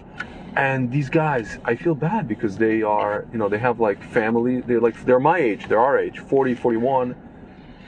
And they have a bunch of kids. And these guys eat garbage. And every once in a while, you hear a guy heart attack. Some guys, Baruch Hashem, stayed with us. Some guys went to the other. It's not. Unfortunately, it's not. And they're working themselves to the core, to the bone. They're slaves. And they're slaves, but they're eating crap. But we like this crap. Why do you so anti? Why? The thing, the thing is, I'm not anti. Why are you eating garbage? You understand? They're not Cholent and kugel. Dude, you don't understand. There's nothing wrong with cholent and kugel. Yeah, once in a blue moon. No, there's nothing. You can eat cholent and kugel all day long. No. If this was 60 years ago, you could eat cholent and kugel and be like this skinny. They were. Yeah. It's the ingredients. They did something to the food. There's like ketchup in there, and there's something in the ketchup. High fructose corn syrup. Yes, they did chemical There's something stuff. in the oil. There's something in the cooking oil. Nothing. They overcomplicated everything. Yeah. They put weird stuff. They're doing chemistry experiments. I know. The reason I'm saying that is because I was when I just got married, I still had aspirations of being a biomedical engineer. Yeah. And I volunteered at this amazing lab at Jackson Memorial Hospital. This is actually here. This is where? Oh, here. This is like the year I got married, 2008. This is in Miami. Where's this hospital? Here in Miami. Oh, okay. Yeah. Okay. This is 2009, actually. 2009. 2009 when I was beginning my whole journey of hating the world. Anyway, go on. So, so basically, you know, it's the exact opposite that's supposed to happen. I know. And it shows you what a great job they're doing teaching us. It's called the Guru? Yeah, oh my God. Oh my God. So anyway. No, it was also part of my fault. I was listening to the most Haredi rabbis that exist on Torah anytime. No. Mizrahi, Wallerstein. Dude, Friedman is a Haredi. No, I mean like these guys, like the Gehenim guys. Okay, so don't say Haredi, say Gehenim. The most Gehenimist. The Catholic guys. Yeah. I was listening to those guys. Okay. So basically. And then ripping my hair out. Anyway. Obviously, I'm borrowing the term Catholicism. Yeah. Relax Catholics. The quote unquote Catholic Learn guys. shtick Catholics. Yeah. Okay. Catholics know shtick. If anything, we should learn. No, a lot of Catholics do, but like, you know. Only Bill Burr knows only the Catholics from the big families, you know, like 8 kids Catholic. Yeah. You know, those 8 guys. kids Catholic. Testicles, wallet, watch. Exactly. Spectacles, testicles. I said chesticles, right? Spectacles, testicles, wallet, watch. And watch. Right. Anyway. Yeah, so you were saying? I was saying that like you were in the hospital. It was a lab. It was a lab in the hospital. Yeah. And there's a guy there. He's a Russian dude, actually. Him and his wife were there. His name is Leopold, actually. I'm not going to say his last name. Leopold. Right. So I was his assistant. He's one of the greatest scientists in the world. A Jewish guy, right? And so you know, and he found that I was religious. We had awesome conversations for the couple of weeks that I was allowed to be there before I had to move back to New York because of someone who will remain nameless. Okay. Someone of the female persuasion. Someone I was married to. Oh. Just kidding. Okay. No, I thought you meant like some guy that you had to like no. help him, something, whatever. No. Okay. So anyway, I'm just kidding, honey. So basically, he was explaining that he said society has been doing chemistry experiments on people for a long time now.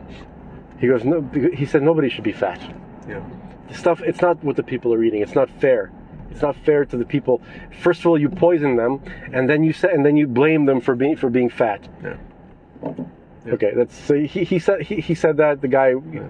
This is one of the few people that I've ever spoken to in my life who knew what the hell he was talking about on the chemical level. But here's my question. Then you have like the Soviet Union where most of the people were not fat. Like, dude, if you go, there's a website called Odnoklassniki, classmates. Yeah, I know. Most of the women. My dad's on it. Oh, is he? Okay. Yeah. No, I have to meet his friends. My mom is, I think, is also on it. No, dude, like most of the women there still, most of the women you'll see there are not fat. Why? Because people just don't have money to eat a lot, and also the diet is such that it's not the same as here. But every once in a while, I remember seeing Russian food is not poisoned as much as our food is. I know, but I'll tell you something. Every once in a while, dude, I remember seeing a relative and a friend who was one of these guys, you know, that they could like digest. We call them они переваривают гвозди, digesting nails. And they are heavy-set guys, and they continue to smoke cigarettes. And then these guys had strokes or heart attacks at 50-something. Also, they drank. That also didn't help them. You know, dude. You see it from time to time. Dude, America is the most. Is really where this is a problem. I know. Okay, if you go to Italy. Yeah, that's not a problem. They're constantly eating. My mother's like, I want to eat pasta all day and be like this. That's what they're eating bread. Yeah, with pasta. oil. Okay, but they walk a lot. No, they don't. They do walk a lot. They don't. This is a different lifestyle. Dude, Italians, if you try to go to Italy looking for a gym, you're going to have a hard time finding a gym. They're not fitness people, Italians, okay? Yeah. They're just skinny because they're genetically and because their food isn't as poisoned as ours. Yeah. A lot of it is natural. Even the bread, I could probably go there and eat their bread, assuming like kosher or whatever it is. Yeah. The bread is made locally in a bakery. Yeah. Okay, it's not made by Mama Mangiare.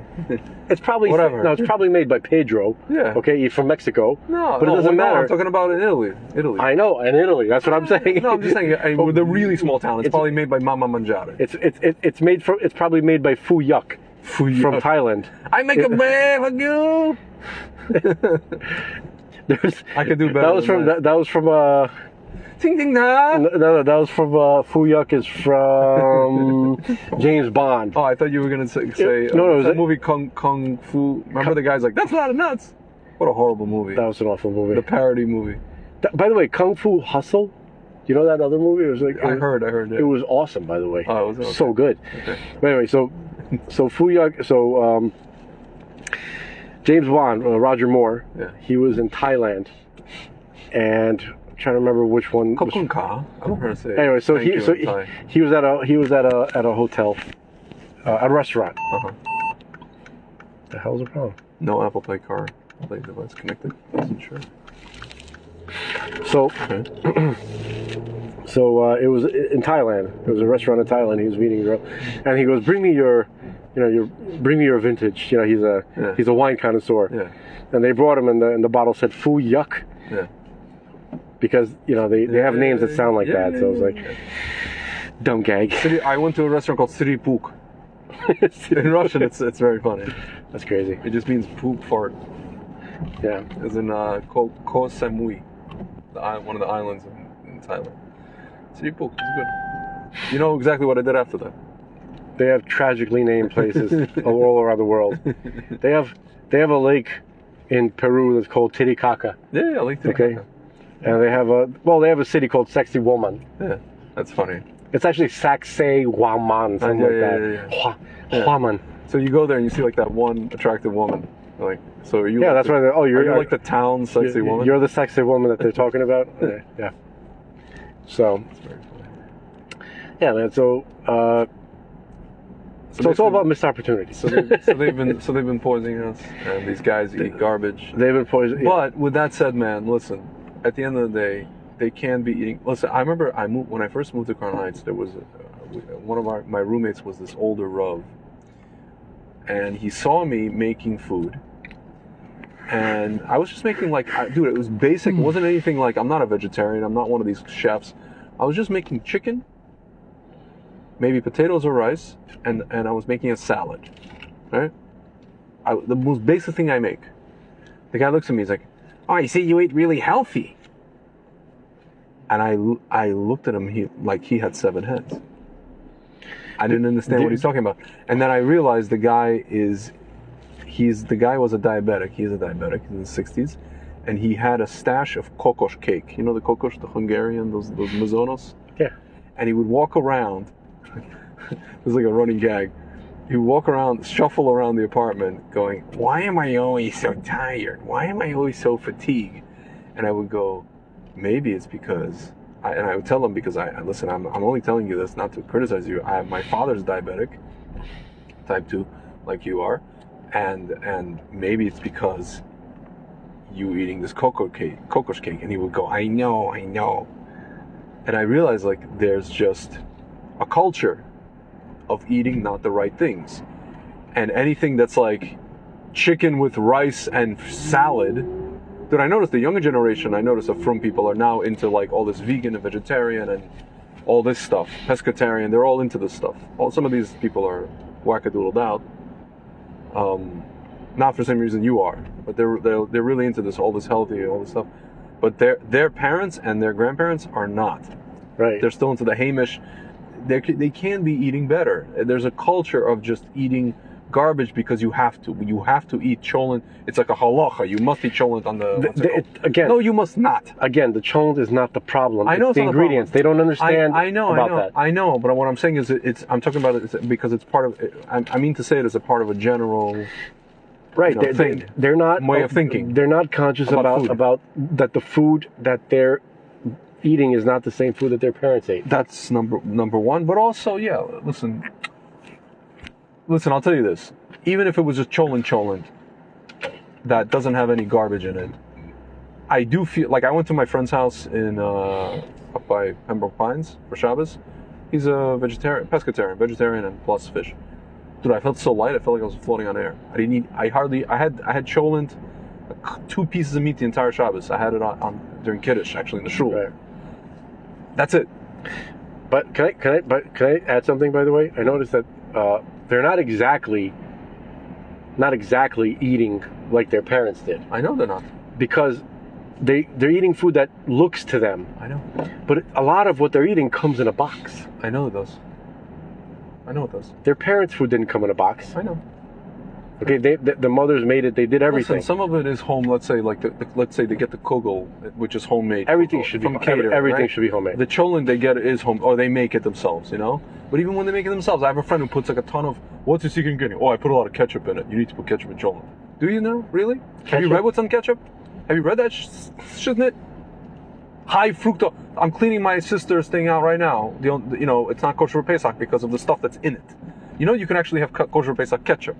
Yeah. It won't taste like the ketchup that you're used to tasting, the garbage, because it doesn't have those active and quote unquote active laboratory rat ingredients that you used to have. Do you know why they use high fructose corn syrup? Aside from the bullshit reasons that they give? It's an addictive. It interferes with cognitive. When somebody eats, right? Then these chemicals get sent to their brain saying that you've eaten. Yeah. Okay. That's when you stop eating. It interferes with what's called the limits. It interferes with the signals that need to get to your brain to say that you had enough. So you're done. Yeah. And they did that on purpose. Yeah. It's kind of like chips. I noticed, like with potato chips, I could just eat them. I never get full from them.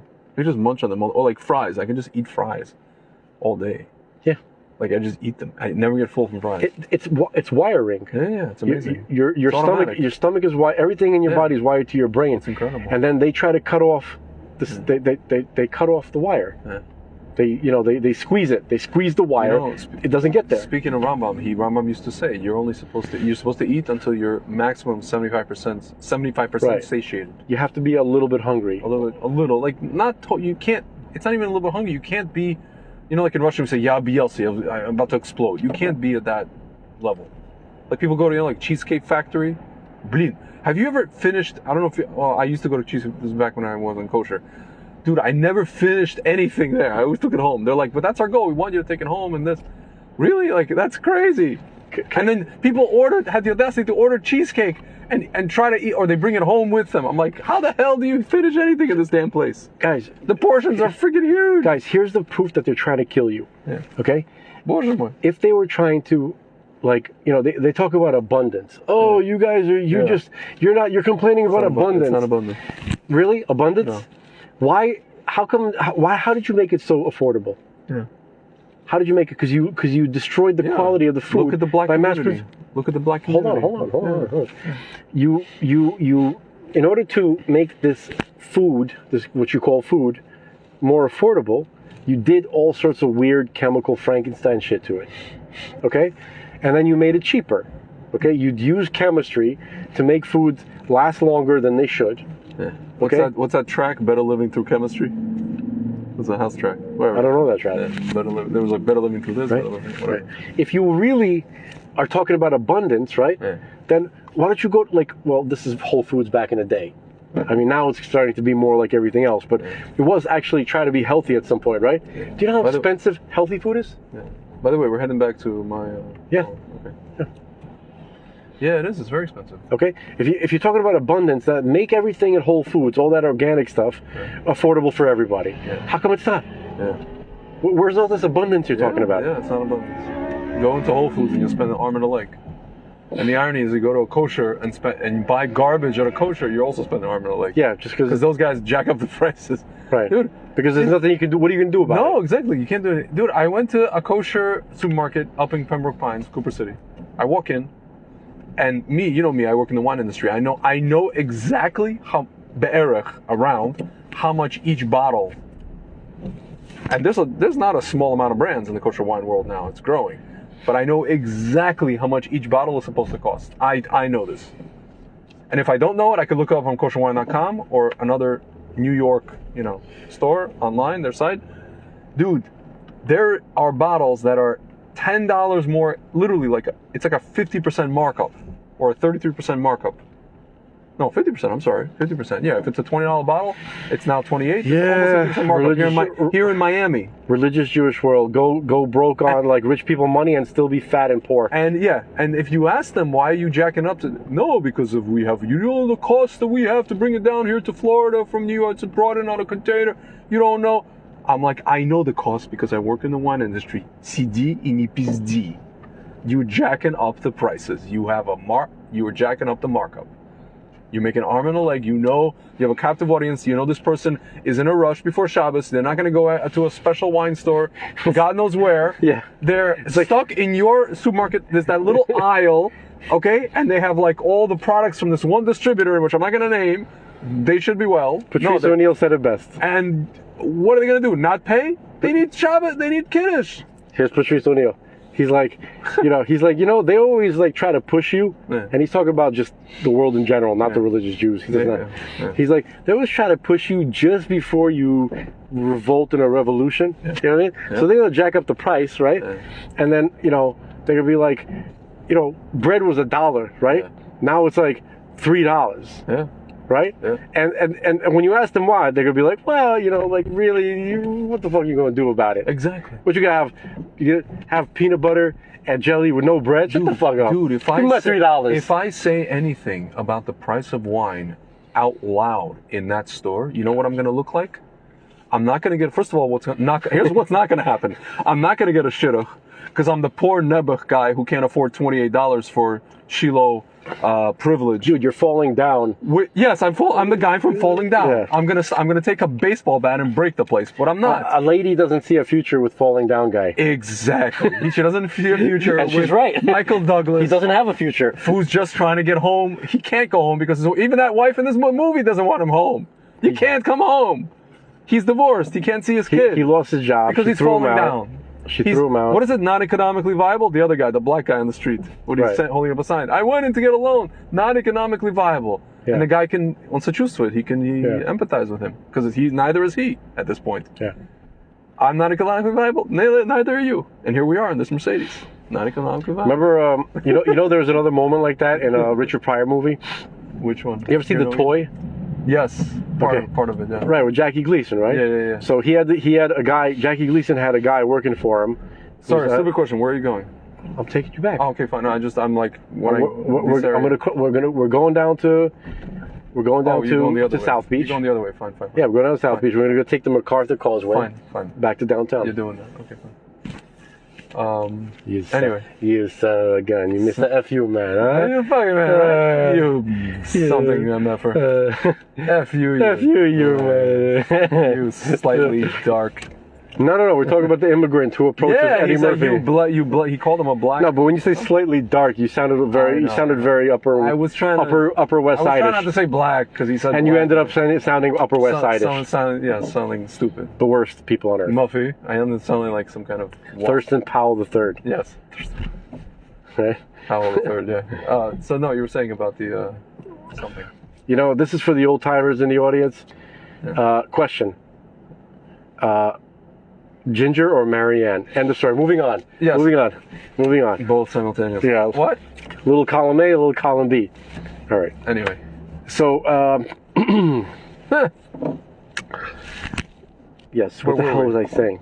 As soon as I started thinking about Ginger and Marianne, I'm finished. We were talking about it what the hell? Oh yeah, that I can't get. I'm the falling down. Oh yeah. Oh no. In the store. Richard Pryor. Oh, yeah. The toy. Yeah. Okay. Thank you. Yeah. So Ned Beatty Okay. was, you know that actor, right? Not Warren Beatty. Ned Not Beatty. Warren Beatty. Ned Beatty. Have to see Ned visual. Beatty was the guy getting raped in Deliverance. Okay. Unfortunately, I didn't see in all of Deliverance. I need to see some of these movies. I have seen part of. Ned Beatty. Oh, this guy. Yeah. Don't see Deliverance. This Ned Beatty. Yeah, so he played. Dude, he passed away last year. Yeah. In June. Yeah. He's from Louisville, Kentucky. Yeah. So you from Brooklyn? I'm from Kentucky. Brooklyn's tough. Right. So Anyway. he played Jackie Gleason's assistant. Jackie Gleason was the rich guy. Yeah. And so he got. So Jackie Gleason has a very bratty kid who has every toy in the world, but he got it for, I don't know how, but Richard Pryor became his toy. Yeah.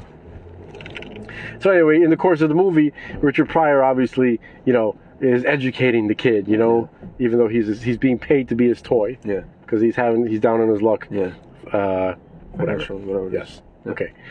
Okay. So, and then at some point in the movie, Ned Beatty says to him, "You're being paid to be what?" He's like, "I'm his toy." He goes, "It's that tough out there?" He goes, "Yeah." And then another part of the movie, right, where Richard Pryor was teaching the kid some like liberal nonsense, right? Yeah. And then he goes, "That's not," and then he's trying to say that to his father, and his father is the CEO of the company. He goes, "No, son, that's not reality. Would you like to see reality? I am reality. Watch this." And he says it to Ned Beatty. Yeah. He goes, "Proctor, take your pants off." Yeah. He goes, my pants are? He goes, "Yes, if you'd like to keep your job, take your pants off." Yeah. And so he begrudgingly began to take his pants off. Yeah. Right? He goes, "That is reality." Yeah. Right? Yeah. And then Richard Pryor comes up to him and goes, "It's that tough out there, huh?" He goes, "Worse." Right? So it reminded me of that moment falling down that you were talking about. But listen, a few things are gonna happen, and I won't get probably that guy's not getting a shit off. Secondly, people are gonna be like, that guy, that guy's getting shot off of a pier. Off a pier. Not only that, people would look at me and say, "What's the big deal?" No, they'll be like, "That's the price. That's what the price has been for a while." I'm like, guys, come to New York. Bottle King in Glen Rock, New Jersey sells that bottle for $18 flipping, and I have a friend who's works for the distributor, and he says, "I don't even know how this Bottle King makes money because that's what we sold it to them for 17." You're like that guy from Network. We're mad as hell. We're not gonna take it. No, not even that. Like I know every piece of machinery of the price mechanism of this bottle of wine. I know it. I don't even make the wine. My friend makes the wine. He's a good friend of mine, the winemaker. I know the company that distributes it. I know how much they pay. I know how much it costs to bring it in. I know every mechanism of component of this wine. Don't bullshit a bullshitter. But that's how much it costs. What are you gonna do? Not have shot? Don't be such a party pooper. Yeah. No, man, it's dude, it's not cool. They're robbing their own people. They are robbing their own people on the highway. This is crime. High crimes and misdemeanors. Yeah. He was in All the President's Men with Robert Redford in a scene in Miami. Ned Beatty talking about. Yeah. Okay. I'm going to try to finish up this point. Why do you think they do this? Because, I'll tell you, I'm sorry. No. Can I, before you finish I got to finish my Yosef point. I'm going to let you, in the words of Kanye West, I'm going to let you finish, but I just want to say, these people don't care about Jewish people. Right. You realize that this is the reason that woman from Rockville Center exists, by the way. These people who jack it up to $28, who's screwing their own people. I disagree. It's fodder. No, I'm saying it's not the reason. It's fodder for her. This kind of stuff is ammunition for her. Obviously. You see, they screw their own. But the thing is, they don't need fodder. I know they don't. Because they make it up if it's not there. I know they don't. I know they make it up. It's not there. That's why I don't really care about appeasing them. They're unappeasable. No, I'm not saying appease. I'm just saying that we should be to each other. It just goes to show we should be to each other. We should, but that's a different just because for God and for each other, not to appease that lady. Yeah. Fuck her. Yeah. Okay. It's incredible, man. So just that point, by the way, all that BS that she's talking about is not done. They could have that's easily prevented, right?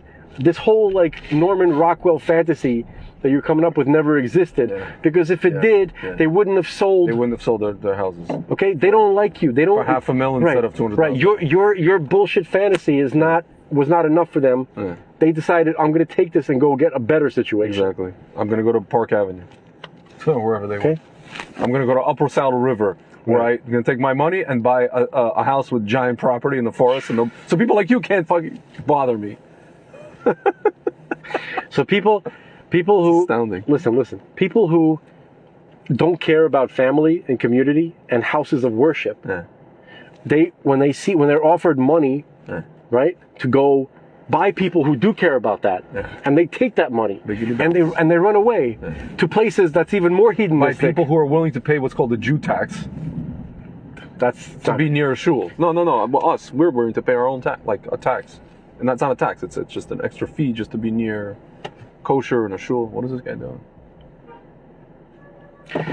I like how you take liberty in thinking that there are no other cars here. See, these guys won't back up. That guy won't back up. This guy won't back up. And this guy thinks he's just going to get through, and he probably will. That guy could get through. I can't get through. Yeah, he's got a Tesla, little mini Tesla. Tiny Tesla. No, this guy's just, he left his car. The car is just, he's a Tampa Buccaneers fan. Also. It'd be funny if it was Tom. Now he's Tom moving. Now he's moving. He realized the error of his ways. We need to have more faith in people. This guy is an asshole, man. He's straight up. And he's got tints. Oh no, you have to, that's by definition. Yeah. I hate tents, by the way. Hate them. Again, it reminds me of that movie Belly with DMX when he's in Jamaica, and in Caribbean you can have the dark tints. And these guys pulled up to him to try to do a drive-by. They pulled up and this guy rolls down his window. He's just like tint that you can't see anything. It's completely tinted out. Right. It's like illegal, completely illegal, even here. Just every time I see it, it reminds me of that movie. So you were saying about Yosef. I apologize. Wait, no. No, I'm just saying that. No, we're talking about that lady for a second. Yeah. Right. About us being mentioned. Right. So you're talking about a group of people who pay a lot of money because they want to be near their community with their families and their houses of worship. Yeah. Okay. Offering a lot of money, way more. It's like Abraham buying the family plot in Hebron from the Hittite, right, for insane amount of money, for $4 billion, way more than it's worth. Yeah. And it's worth a lot. He told them, pay me $10 million. The guy's like, here's $4 billion. Here's $4 billion. And shut up.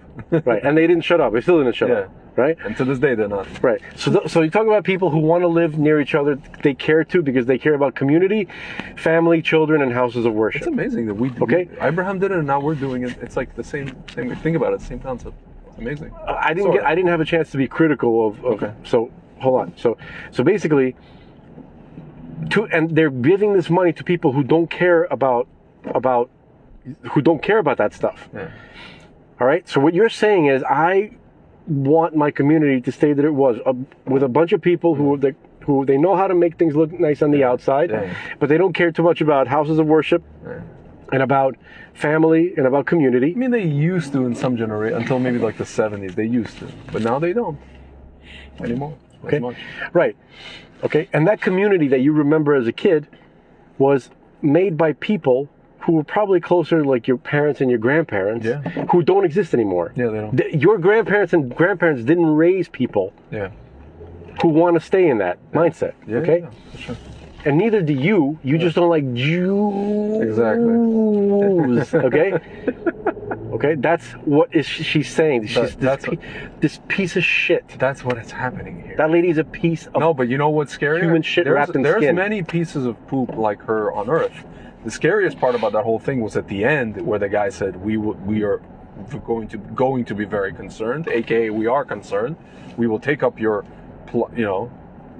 issue and this will be addressed. The Gestapo hath spoken. They are going to address her plight. Okay, so that is very scary. Okay, so everything that we just said is true, but here's the primary lesson. Yeah. Primary lesson is for the Jews. Get a weapon. No.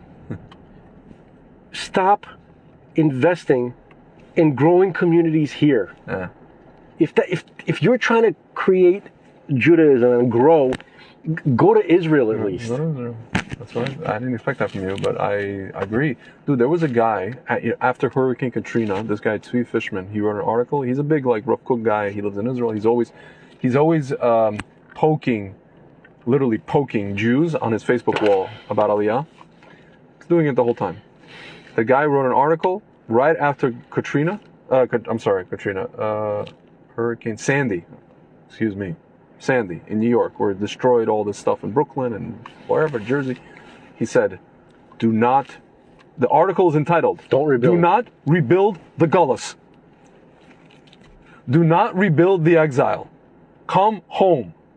These people, and we're going to build, and I heard so many, I was in Israel at the time, I was in Nachlaot, living in my tiny dinky apartment. Those people could have saved Israel. They're like, we're going to rebuild this big, better than ever. Dude, the organization that I was a part of, they used this giant, the Syrians let them use, because their thing drowned, and they rebuilt it next to Brighton Beach. The Syrians let them use their beautiful building, their high school for their sessions and whatever it is. What are you doing? I was looking at them, I'm like, что вы делаете, блин? Well, you don't understand. You can't just like force people to make all these. What are they going to do? These kids, we can't have to do kiruv on them. We can't just say, oh, we're going to Israel. Forget your kiruv. We have to save all these neshamas and this and that and the other. I'm like, I'm not talking about the kiruv. I'm talking about just these communities. Flatbush, Schmatbush. Who are saying for years, well, maybe one day we all want to be in Eretz Israel, but the job, what am I going to do out there for Parnasa? What am I going to do? The government, Hashem sent you in your face. We're going to build back better than ever. We're going to have two shuls. The one we used to go to and the one we hate. Here's the truth. The people in Israel right now are greatly suffering because the people who are outside of Israel, the Jewish people outside, didn't go to Israel, because they could have saved Israel from the government, from the schmack-scene. So now I'm going to say something from many things. I'm going to say now something based on what you're saying, something you may not like. Itamar Ben-Gvir wrote on Twitter today. He said, I want to commemorate the 120th birthday of the Lubavitcher Rebbe, and this and that. Mm-hmm. And a guy who responded to him, he said that the Rebbe was a lover of the land of Israel and all these kind of things. And the guy responded to him, one of these Israelis, he said, if he was such a lover of the land of Israel, why didn't he at the time take his 70,000 Lubavitch Hasidim and come to Judea and Samaria and strengthen, mechazek, forever Judea, Yehuda v'Shomron? It was a fantastic question. I sent him a link. He's a moron. I sent this moron, quote unquote, a link from Chabad.org with the title, Why the Rebbe Never Visited Israel. There was all these reasons. Wonderful. But it's a fantastic question, because the Rebbe probably could have literally saved Israel, not even as Mashiach, just as who he was at the time. No. You don't think so? No. Why not? What the Rebbe was doing, you ever heard of this idea of kibbutz galius? I know what he was doing. I know exactly what he was doing. I agree with you. I know exactly what he was doing. And I agree with the fact that he didn't come to Israel. But it's a devil's advocate question. He was on the battlefield. On the battlefield. Like, do you understand what I'm saying? Like, he was a general, not leave. Sitting. You don't leave. Yeah. Okay? You don't abandon the ship. Right. Okay, so what he was doing is he sent his officers, okay, to the entire earth, okay, spread out, to soak up like sponges the Jews, and to make them connected, okay, and to keep them like hooked into what's going on with Judaism and Israel.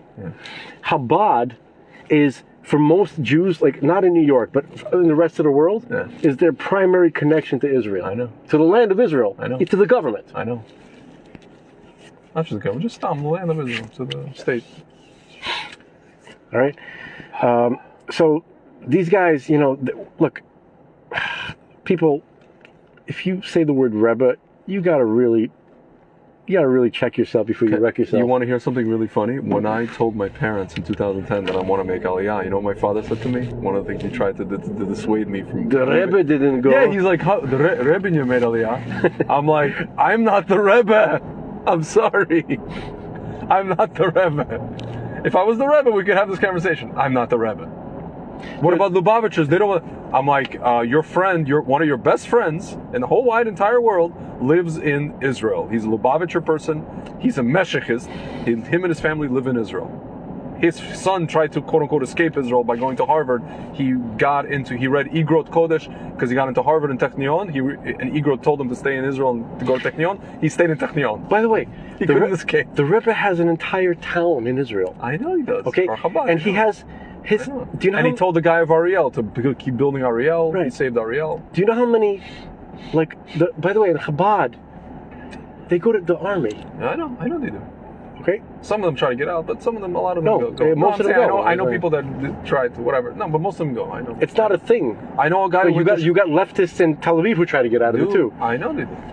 With notes from psychiatrists, they said 33% of Tel Avivite of army age get out some way somehow. They get notes from psychiatrists to get out of the army.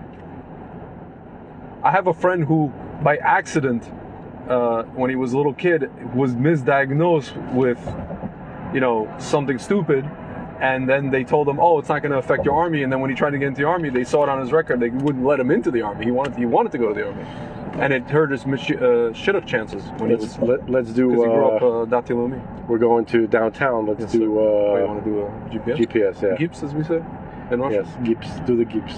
The cast. The wind. The wind. Yes, sir, Bubble. Wind kind of 10 minutes away. Alright, my friend, you're gonna go straight here, and then you're gonna. It's insane. Oh yeah, you exit here, and then you make a left on Biscayne. the first one. But then after. Not Biscayne. That light. Right. No, that's US 1. Yeah. So make a left on US 1. Next to the Philip and Patricia Forrest Museum of Science. Sorry, not Forrest. Yes. I love when they name buildings after people, and usually those people are Jewish, and usually those people, it's like the ultimate going against Rambam thing of like anonymous Hesed. It's like Larry David. I'm anonymous. These people I feel like sometimes they donate to have their name on the building, and it's like the ultimate kavod. Speaking of something on the building, what the hell is that? Angry, like hungry, angry. Not cute. Go Puff, like Stay Puft Marshmallow Man. But it's not cute though. That's for you. Go Puff. No. What can I tell you? So Yosef. Yeah. Before we have 9 minutes for Yosef. We devoted an entire 9 minutes for him. Thank you. You're welcome. So Yosef is telling you guys, what you're looking for in a club, you can't get it. Okay? Yeah. And that's what Tuma is. Yeah. Impurity, right, is when you are, the more you put yourself into a situation where you're going to miss the opportunity to realize the potential, the more Tuma it is. Or as Abba Ibn used to say, the Arabs never miss an opportunity to miss an opportunity. Yeah. What a famous quote. Great quote. Yeah. Okay. The Sitra Achra tries to. You ever heard this idea of the honey pot? Yes. You know what happens? You know what the honey pot is? Yeah, of course. Death. That's what what's his name did, Epstein, for these guys. Yeah. And I think that he was hired by the Shmomad. He literally, all these guys were like, "Oh, I'm going to have this experience," and they didn't have the experience, and now they were caught for life. They did, but they were caught. They didn't have. They had it. some. Well, I'm saying they had whatever they thought they was. There's like on Norm Macdonald, they had Meathead's father. Yeah. He was one of the guests, Reiner, right? Carl Reiner. Me. Right? Yeah. So he's funnier than Meathead. I know, he's way funnier. Yeah. So he comes from a funnier generation. He worked with Sid Caesar and with Mel Brooks. Of non-idiots. Yeah. Non-meatheads. Yeah. So basically he was reading this joke. He's like, what was it? Like, make a right on 6th, Northeast 6th. A 19-year-old college student is auctioning off her virginity, right? In order to pay for med school, right? For her medical education, right? He goes, for $30,000, you could have the worst sex of your life. Exactly. Right? Exactly. Okay, that's what they got on. When you said that joke, I thought of Jackie Mason. How come a 19-year-old girl doesn't want to be with an 80-year-old man who drives a truck? Yeah, right. She wants to be with an 80-year-old multi-billionaire, but Right. how come you never see a 19-year-old girl with an 80-year-old man who drives a truck? Right. He's just talking about like, you know, money and women, Yeah. relationships. Okay, so those guys, they don't get anything. Okay, and then now they're entrapped because they're idiots. You're gonna make a left on North Miami Avenue. Okay. Let's go straight. Because they were caught by the powers of Tuma. Yeah. Okay. Officer, you go straight. All right. Understand. So again, the point is, here's really where am I going? Straight. You're going straight. I'm going straight. I done told her. Yeah. I didn't even see. That doesn't look like a street. It doesn't. Welcome to downtown Miami. Yeah. Where nothing looks like anything. Yeah. Where something looks like nothing. When the sun sets on normalcy. On where? On normalcy. Yeah. Where's it from? I don't know. I just made that up. Oh. It's pretty good. There you go. See, I can do one every now and then. But basically, so again, folks, impurity equals acknowledgement. Well, not impurity itself, but the rituals having to do with impurity are the realistic consciousness, acknowledgement that a potential was not realized. Yeah. Okay, that's the remedy for the impurity. So when these guys say Toma, they've never experienced that whole process, so they don't know what the hell. Right. Essentially, what the hell they're talking about. What they're experiencing. They're saying the idea of that. They're saying the idea. They don't know what it is. But what feels to them, right? What they're feeling, that negativity they're feeling. Yeah. They're not feeling anger at Tuma. They don't know what Tuma is. Yeah. Make a left. They're feeling anger at frustration. Yeah. Sexual frustration. Yeah. And realizing that they have a lot of work to do on themselves, and so it's easier to say, look at that beautiful person, right? Yeah. Who may or may not work on themselves, right? Yeah. Right. If I look at them and I denigrate them, that means I don't have to work on it. You understand what I'm saying? Yep. And with that. And with that, What the hell? Speak of the Satan. Where am I going? Straight. Keep going straight.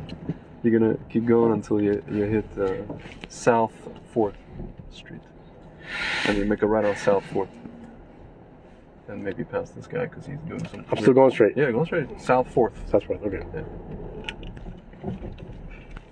And you make a right on South 4th. Yeah, we get it, man. You, in the words of Michelle Tanner, you got it, dude. Right. Speaking about the Rambam, by the way, was big on physical fitness. He wanted people to do breathing exercises, wrestling, working out, weapons training. Yeah. To him, that was a religious thing. Yeah. Yeah. By the way, this guy's asking, did you see the photo of Gene Maxwell during a Disney event for children in 1985? Not a good look for Disney. Who's Gene Maxwell? I have no idea who the hell Gene Maxwell is. Is that Ghislaine's father? I don't know. It might have been. No, he was Robert Maxwell. Are you talking about? Or are you talking about Ghislaine? I don't know who he's talking about. You could spell it out here. It's fine. Ghislaine. Exactly. That's how her name is spelled. Dude, she there's video of her giving the speech on the boat that her father was killed on. Basically to the media. Basically trying to tell them that, oh yeah, my father, like, you know, essentially like supposedly committed suicide. The guy was killed by Mossad. There's a whole book about him, what he was doing for the Mossad, and why they had to rub him out. We talked about this. It's crazy, and I bet that, you know, Mr. Schmepstein was continuing that work. I guess you could say. You're gonna go straight here. You're gonna stay to the left and go straight. Yeah, 80 straight. Sir? I just need a little. Yeah, they won't let you through. They don't. I'm gonna have to insist. Muscle. Yeah, you got the car to insist. I do. A car like this can insist. Somehow I insist with even my RAV4. Yeah, you know. The insistence is sterner. Yeah. But this car, yeah, listen. It's, you know. Have a great night, guys. Yes. Lila Tov, Mr. Brian. Yeah, he's talking about Maxwell, 1985, Disney event for children. Robert Maxwell. Yo, man, this stuff goes back, it seems. This stuff goes biggity back. And we're about to find out something I don't give a shit. Oh Lord. I don't give a shit about this. I want this. I'd rather it end than find out anything. I also don't, but you know, again, we go back to the idea of Hashem. Boring. Hashem, I don't know. Boring and tragic. Hashem needing to exact justice on these flipping people. Oh, it's the what is it? Oh no, it's not. I thought it was the what's that thing? Drawbridge. This is where the drawbridge is. Further down. We're not going to go that far. We're going to make a right before the drawbridge. We go. This is the drawbridge. We go over it, and then we go. And then we make a right. Yeah. We're left, actually. It's going to be a left. No, it's going to be a right. I tell you, man. Look at the map, man. You're going to make a right, and then another left, and then a left. I tell you. Is that right? I'm political prisoner for Cuba. Listen to me very carefully. I'm a political prisoner from Cuba. Okay. Don't contradict Tony. Huh? You make a right over here. I just realized that Inigo Montoya. Oh yeah, you're right. We have to cross. You're absolutely correct. You stupid cockroach. And now you tell this person, oh, I should have brought I had the key. No, go right. Go to the right over here. I had the key. Watch what happens here, man. Magic. I'm the magic man. Oh, man. You see the magic tonight? Come on, man. Where's your magic? Oh, it doesn't work over here, man. Oh. Huh? It don't work. Okay, go over here. Go over here. Where's your magic? Go over here. They took it away, man. Who's the one that put this thing together? Me. And they took it away. It didn't work. Puta madre. Hey, policeman. I'm a political prisoner from Cuba. I told this guy I was a Taliban. Tell them you're here for a win, man. Everything will be okay. You know what I'm saying?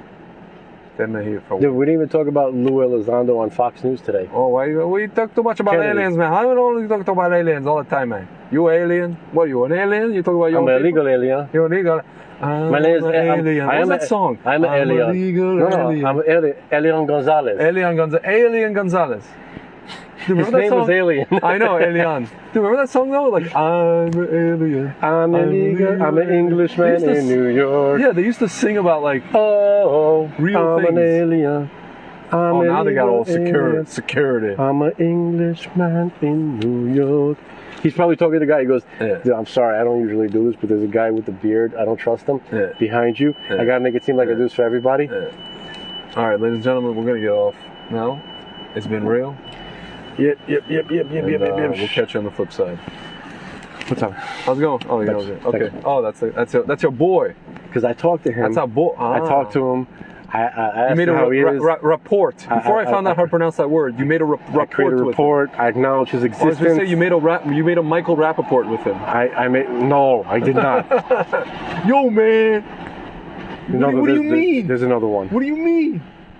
The Knicks are the greatest basketball team on earth. And I think I'm black.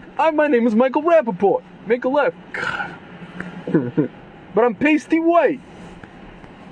All right, ladies and gentlemen. It's been real. And I'm out.